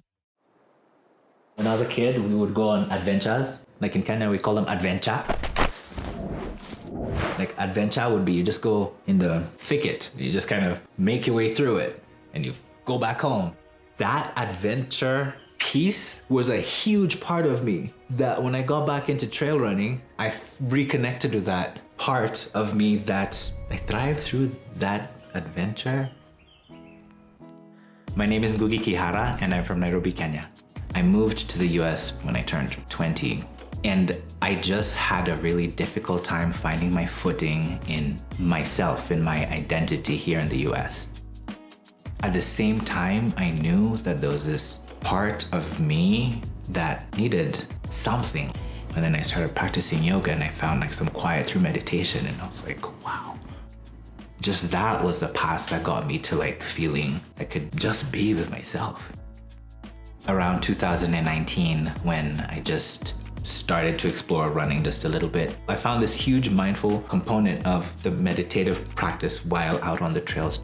These tools that are helping me find my own happiness, my peace, my conflict, my challenge, like just everything wrapped into one. And I can experience all those things in one beautiful hour outside in the morning. Like I feel how much more present I am for my kiddos, for my family, for myself. Was just what I needed.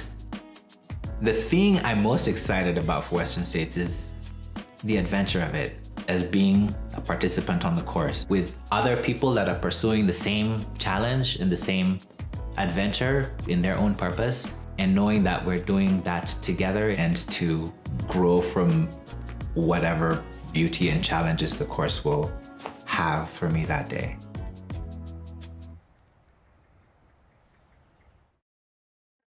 Hello, and welcome back to the 2024 Mammoth Trail Fest presented by Solomon, and big thank you to Goo. As we sit here in studio wrapping up the Dragon's Back Ascent, it's a great warm-up day here at the Mammoth Trail Fest. Some awesome performances, some awesome storylines that we'll recap here in a little bit, and we are awaiting our good friend Petty O'Leary, who we do expect is organizing some finish line interviews with our champions here today.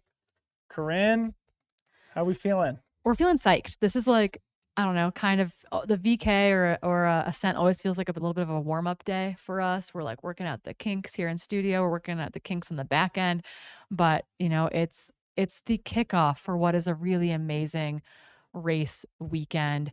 You've got the Mono County Sheriff out there. Yes. Heck yeah. Putting in the work on the mountain. We Gotta love to see appreciate that. But I mean, that's also a great thing to highlight is that none of these races happen in, you know, in isolation. They happen because of the bonds you have with the community, the friends that you make, the people that you interact with and engage with, the people that you bring into the fold who truly help you get things off the ground, who act as your permitting agencies, who provide you volunteers, who continue to give back to the community. And Tim's done an incredible job of facilitating that with Mammoth Trail Fest, but it could not happen without the community here and in the basin as well. And so it's cool to see that highlighted through the visuals that we've been getting. Yeah, it's such a good point. It reminds me of something Tim said yesterday, and that they did double in size this year. Again, more than 2,000 runners expected here across all the racing distances. And Tim said it's a great opportunity to test their systems and processes to make sure that they are engaging all the various stakeholders in the appropriate way. Tim, of course, an ambassador and a local community member here at Mammoth, takes a lot of pride in being from the area and providing opportunities and engaging local various stakeholders like the various permitting agencies, the Mono County Sheriff, the local trail running community, etc. So it does take a village. And it's so great to see this event come to life. Tim shows no sign of fatigue up there, just smashing that cowbell. I wish we had him mic'd up here today. Yeah, or maybe got like a peek of his heart rate data or something. Just kind of or like his steps. Can we We're log? always thinking of ways to evolve the live streams Yeah, here. I so want maybe that's race up for director 2025. heart rates throughout would be really excellent. Or ring data. Like, Yeah. how much do you sleep? What's your readiness score? What's your heart rate live on screen here? If we had all Tim Tollefson's biomarkers, I think that would keep us engaged. Yeah, all recovery weekend long. metrics not good. Stoke high, recovery metrics bad. Yeah. Again, we had about 300 registered runners here today. Tim's mom signed up last night. Really awesome. Yeah. 69 years young, making her way up the Dragon's Back Ascent this morning. That is so cool. Yeah, gave Rocky, the registration kind of coordinator volunteer, a hard time about picking up her bib last night, and she said, "You can pick it up in the morning. I will see you there." So again, it takes a village to make this thing happen. Love seeing the big smiles on these middle of the pack runners who have also earned themselves a beautiful view. And again, I guess repeating ourselves, something we said earlier today, I think we have about 100 people registered for the triple. So I don't know if, Corinne, you want to just enlighten the audience about what they have coming this weekend, but Yeah, so they kicked it off with the Ascent this morning, or are still kicking it off with the Ascent this morning. They will be back on that start line 7:30 a.m. Cowbell goes off, running the 50K as well, and then they get to do it all again Sunday morning to round out the triple, to get that climb done one more time. We've got a number of individuals who are triple OGs. They've been here since the beginning. They've been doing the triple since it came into formation, and they keep coming back year after year, which again, I think speaks to the love that this race promotes and brings to it. And in return, you get people like that, 100 people like that, who want to come back and throw down 3 days in a row, or compete, complete, whatever it is, 3 days in a row. So no rest for the weary. Some of them are using it as a training weekend, Yeah. get that volume in, get that vert in over 3 days. And some are here because they've got, a lot of love for the man with the good hair. Yep. So I just scrolled through our finishers here. It looks like we have 131 people finished total, and it looks like our next finisher might be Caleb Lope. Came through tree line at 57 minutes elapsed. Caleb Lope, 76 years old. Not far back from Caleb is Christopher Perez, who's 77. Oh no, excuse me. I'm totally delete everything I just said. I'm misreading things. These are placement numbers, not ages. Not ages. Well, Excuse me.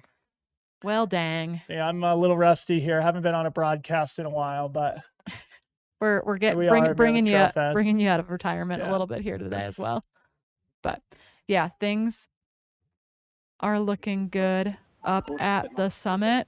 Oh, we might be getting some Patty O'Leary audio into the YouTube feed here. Can you hear me? Mammoth. Okay. So we may not be able to hear Patty in studio. So Patty, we're going to throw it to you now. We appreciate you being up there and battling the elements. Enlighten the audience about Remy Bonnet's day. Well, lads, we're up here on the top of Mammoth Mountain. We have Tim Tollefson on the microphone behind us. Wind has eased down. It was pretty windy when we got up here first. And we're here with our men's champion, Remy Bonnet. How's it going, Remy? All good, thanks. So this is your second time racing here at Mammoth. What did you do last year, the VK and the 26K? Or just the 26K? Just the 26 last year. Okay, so this is your first time doing the VK route. How does it compare to the routes you do back home? Yeah, it's really cool. Like, it's tough with the altitude. Last year I was a bit more prepared with the altitude because I was going for the record in Pikes Peak the week before here. So I was really used to the altitude. So this year a bit less prepared, but yeah, I feel good, and it was good to have a small effort on the climb before Sunday. Can you talk to us through? So you I don't think you were planning to do the VK. And now over the past week, you've done the Mount Tam Push, you've done Headlands, 27K, you did the VK, now you're doing the 28K on Sunday. Can you talk to us about what inspired you to race the Dragon's Back Ascent this morning? Yeah, I saw on the website that it was like a VK. I didn't know that. So I decided to do it because I like to do an effort before the important races. And I think it takes off a lot of pressure from my shoulder when I do a good result. So yeah, I think it's good, and I enjoy to race. So it was the perfect timing. Like tomorrow I will do a easy day, and I will be ready for Sunday. Can you talk us through how the race played out? Were you in touch with any of the guys, or did you push into the lead from the start?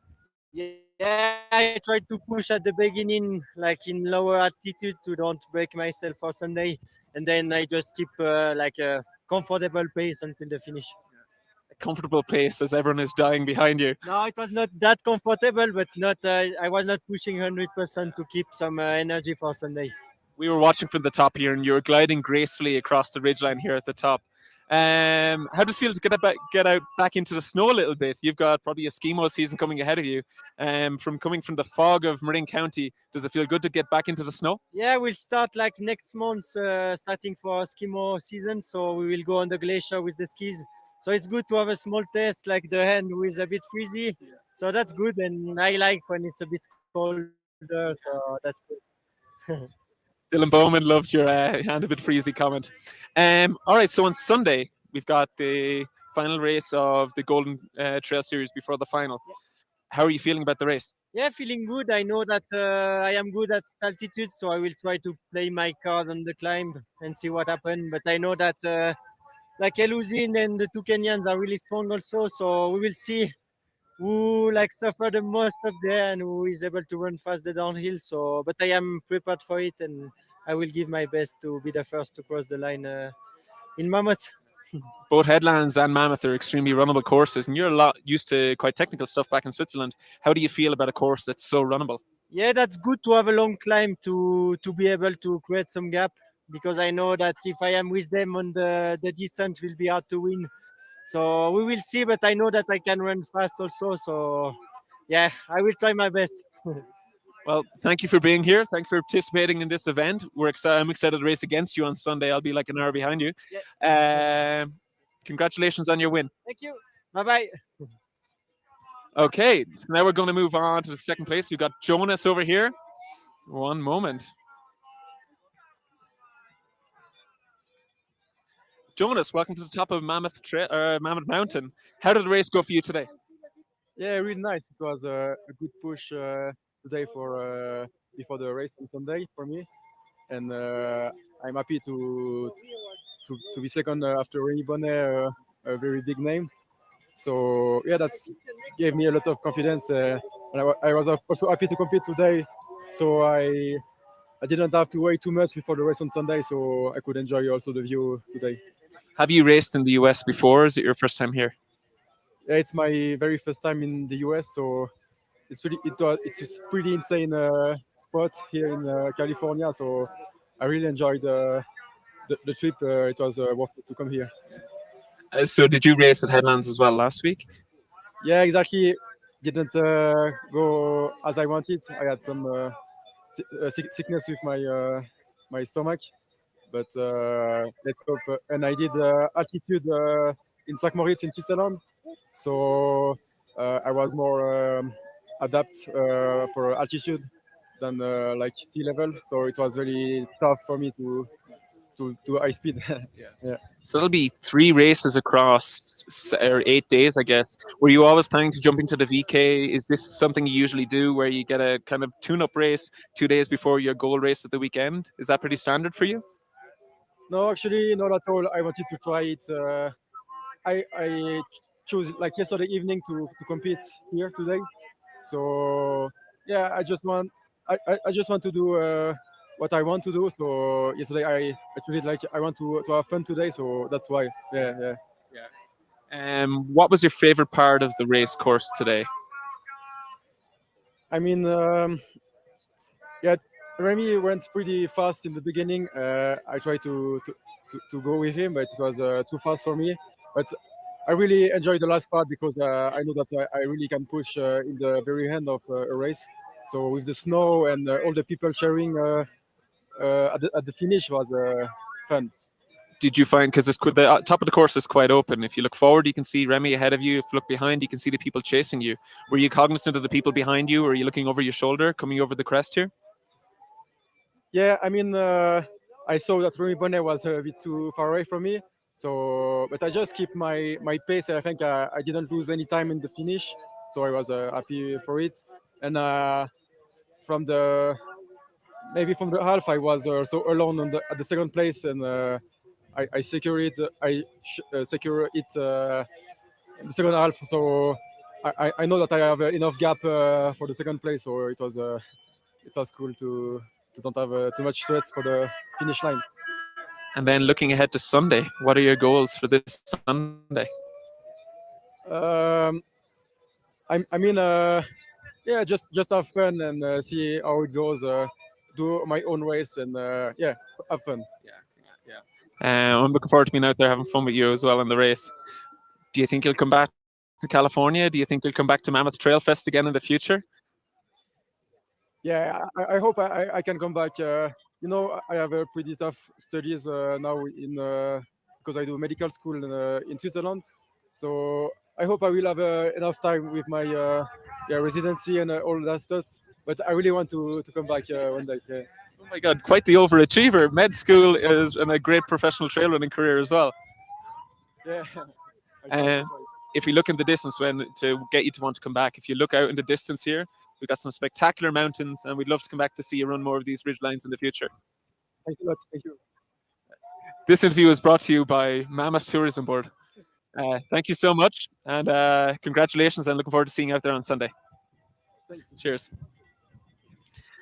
Okay, after my little pitch for people to come run in the Sierra Nevada, we're going to move on to our Sealander, our first placed American, our first placed Californian. Welcome to the podium, Chad. Yeah, thanks, Patty. Appreciate it, man. You're looking quite cold here. Is the LA really kicking in? I think so. I get cold so easily. It's funny because I'm from the mountains, but I always got like 3 jackets on. Yeah. So this is your third time here at a Mammoth Trail Fest. Have you participated in every Mammoth Trail Fest since the start? I think like the full Mammoth Trail Fest. I think because I think they just started with the back was like the first race that they had. So yeah, last 3 years. Yeah, I've been out here. Yeah. So now you've participated.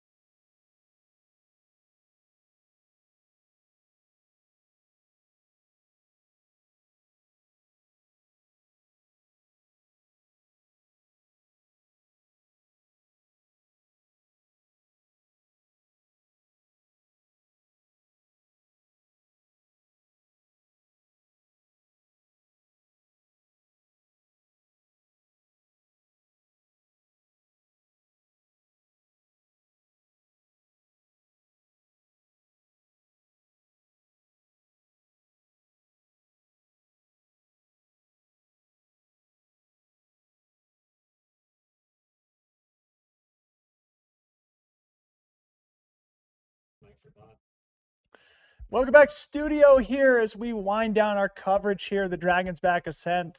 Apologies, we're dealing with some technical issues up there at 11,000 feet with the wind blowing and our champion interviews, but hope you enjoyed hearing from Remy Bonnet and Jonas Soldini, top 2 men's finishers, and maybe at least a little bit from Chad Hall.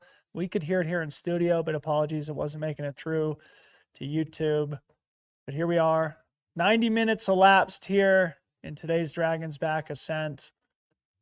What a great morning to kick things off. Corinne, any closing comments here? Yeah, excited to, while we are closing down here, there will still be runners making their way up to that finish line. They have 2.5 hours to make it in and across that banner barricade there with Tim Tollefson chasing them, each and every one through into the warm arms of those volunteers.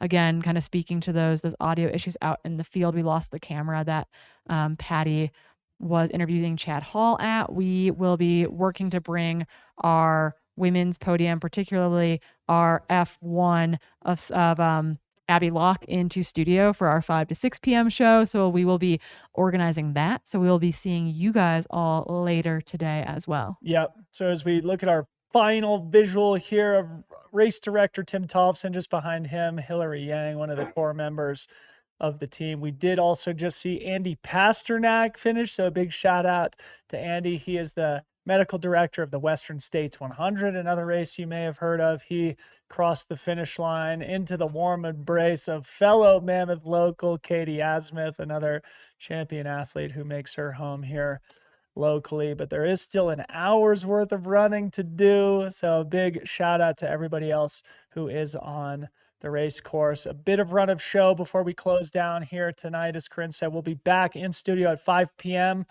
The way we're visualizing the format of that show is to bring in some of the podium finishers, including those who we didn't hear from in these finish line interviews. We'll do a kind of a deeper recap of the VK that happened here today, and then we'll preview the 50K, which starts early tomorrow morning, right from the heart of Mammoth, not far from where we're sitting now.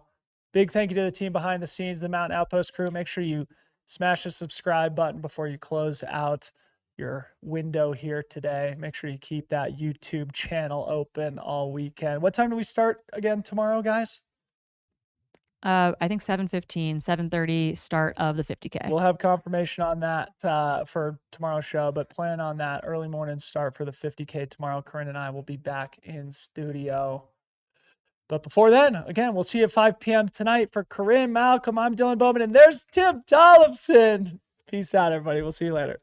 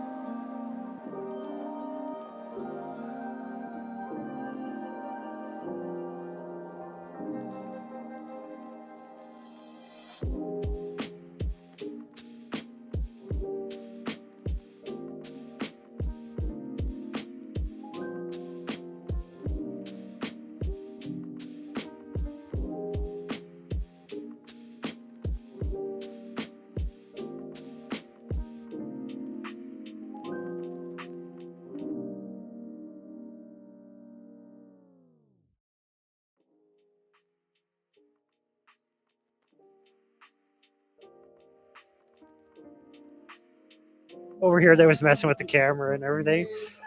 Yeah. Yeah. Oh yeah. We're having an issue because his high Mars and my high Mars were cross feeding. That's the wireless system we're using.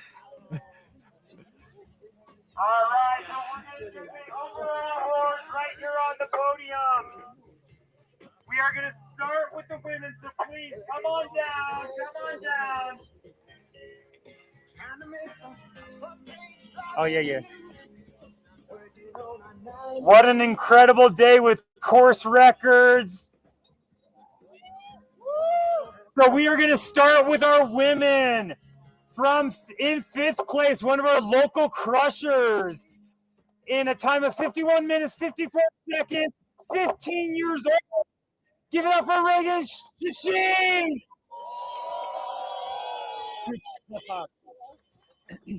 In 4th place, in a time of 51 minutes, 22 seconds, we have Alexandra Shishis. Yeah! Good try. I've never been good with names. Okay, in 3rd place, in a time of 49 minutes, 8 seconds, we have 11 years old. Give it up for Pamela Franchi Adelina! 11 years old. In 2nd place, in a time of 46 minutes, 4 seconds, give it up for Summer Allen! Good job. And your 2024 Dragons Back Ascent champion in a time of 43 minutes, 53 seconds. Let's give it up for Abby Locke. Congratulations.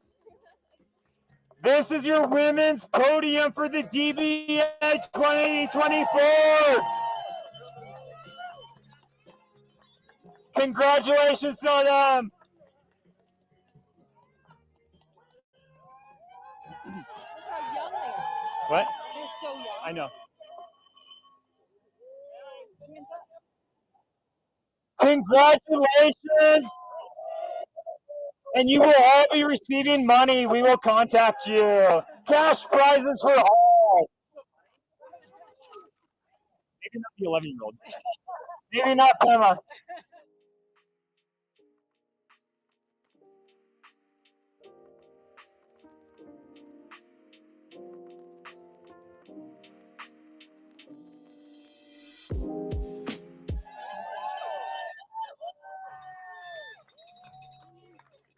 Nice job. Nice work, Brian. In 4th place, time of 36 minutes, 48 seconds. Let's get it for Remy LaRue. Nice job.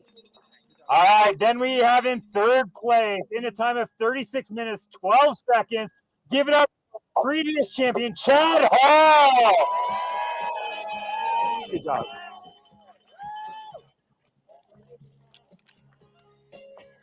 All top three broke Chad's course record from last year. In 2nd place, in a time of 35 minutes, 1 second, give it up for Jonas Soldini. Good job. And our overall champion, the 2024 DBA title, is going to go to a gentleman that just crushed the course record in 33 minutes and 18 seconds. Give it up for the world champ, Remy Benet! Yeah. Let's give it up for the top 5 DBA men! So we gotta get people down the gondola pretty quick. Okay. The what? Do you want to do these crews? I mean, how much time do we have? I don't know. Okay. How long do you think it'll take? I can do it quick. Okay. Yeah. I can run through very fast. Okay. Because the wind? Yeah. Okay. Yeah. Yeah. Try and get. Yep. Congratulations, men. A lot of them will be racing tomorrow and Sunday as well. Be sure to check them out. Did you have currently have the age group going here today, or That's what we did last year, but we could shift it. We could say, hey, age group awards in the village because of the wind. Yeah. Let me ask and see how Okay. urgent it is. So we just got word that there's quite a bit of wind coming, so we might have to do age group awards in the village plaza tonight. But I'm waiting for an official from. If so, I'll do it in a couple hours. But they're gonna tell me. So hang tight. We got age group awards. We're doing it.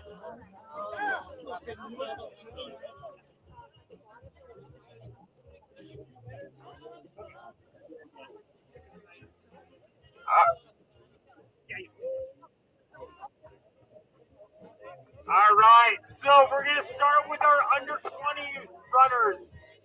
In second place, we have Parker Knapp West. We might not have everyone here. And then also Owen Sheen. One of our local crushers just crushed the gravel buffaloes last weekend. Wait, we got some awards for you.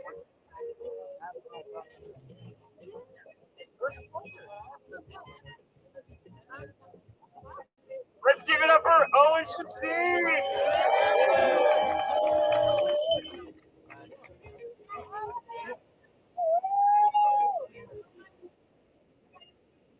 Our females in fourth place, give it up for Kylie Walter. In third place, we have Johanna DeMoss. Second place, we have Reagan Sheen.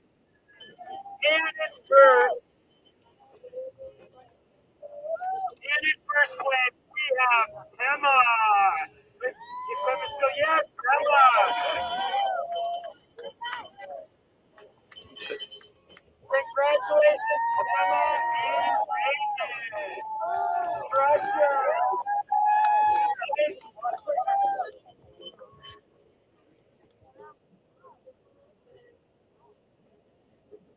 Now in our 20 to 29 age group, for men, we have in fifth place Kyle Rivera. In fourth place, Noam Frenchie. In third place, Remy LaRue.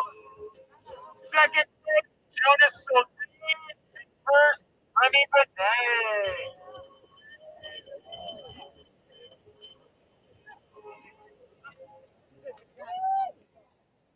Let's give it up for Noam Frenchie.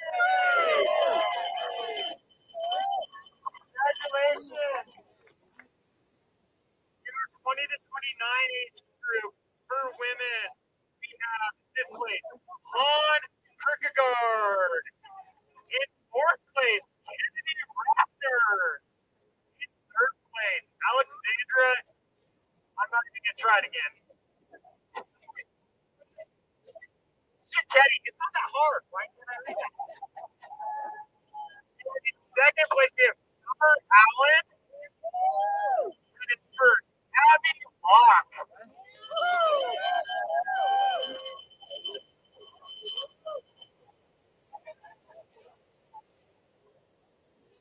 That's our 40 and 20.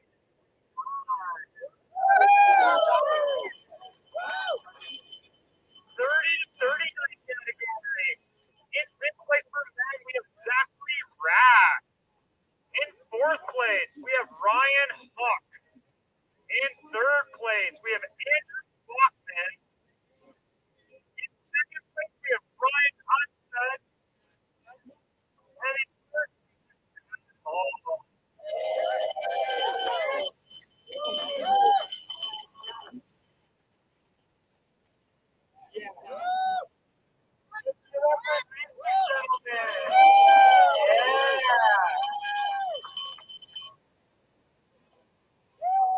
Women in the 30 to 39 category.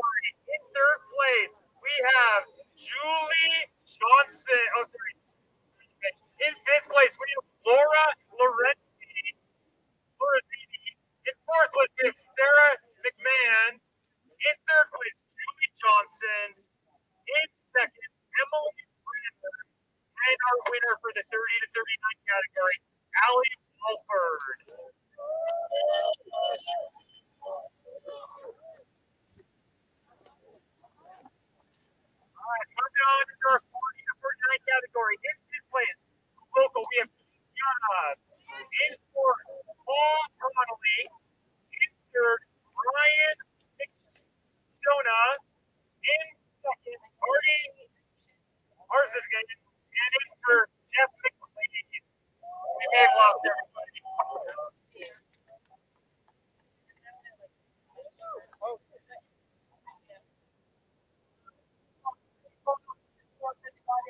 Coming up.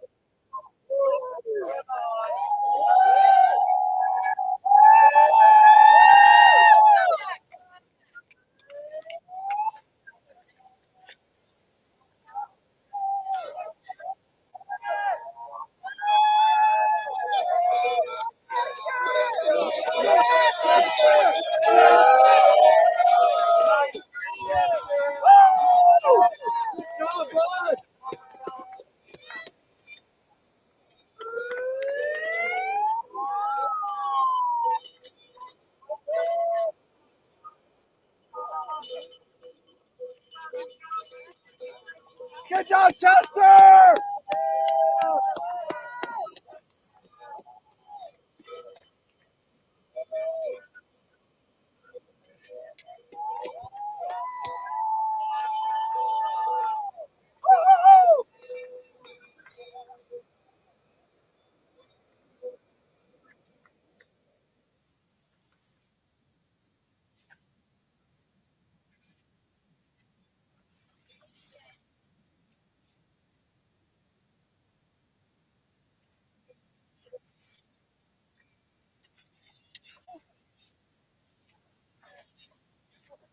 All right. So, in our 40 to 49 category women, in fifth place we have Megan Michelin. In fourth, Danielle Fosco. In third, Allison Watts. In second, Ashley Hall. And in first, Kendra Goffman.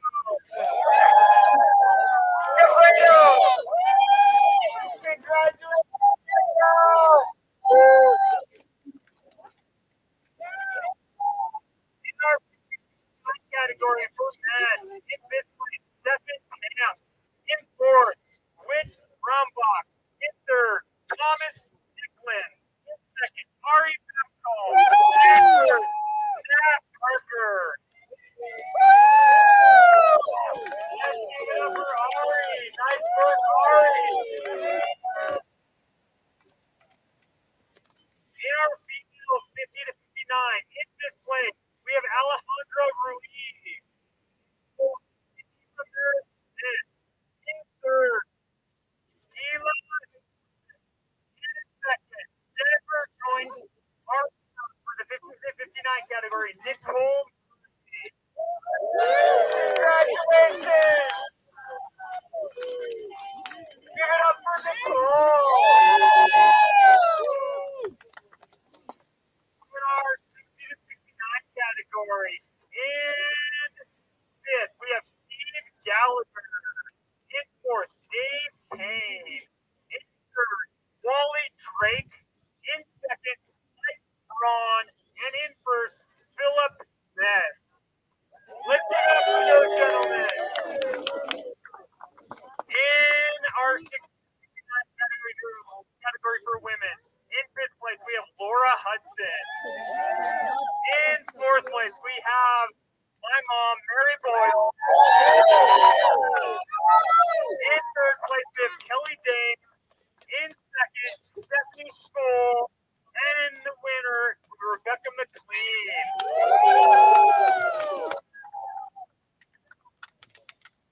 Congratulations, Rebecca and Mary.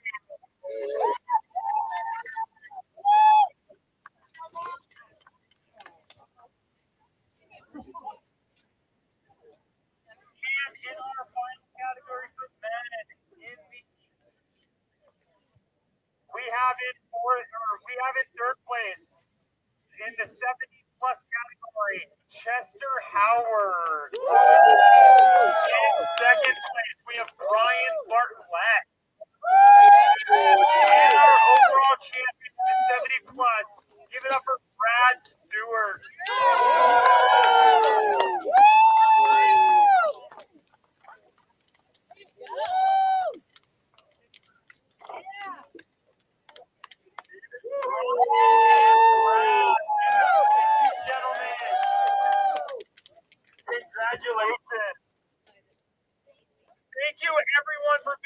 celebrate this, that concludes the GPA. We have gondola running, 3 shuttles back to Main Lodge, and then kicking off at noon and into the evening activities throughout the village. Remember, tonight is the 10K at 6:45. So if you're not running it, we encourage you to come out and cheer on the runner. It's going to be a DJ from 6 to 9 p.m. and a lot of other things going on in the village. So congratulations to everyone and thank you for being out here. Thank you.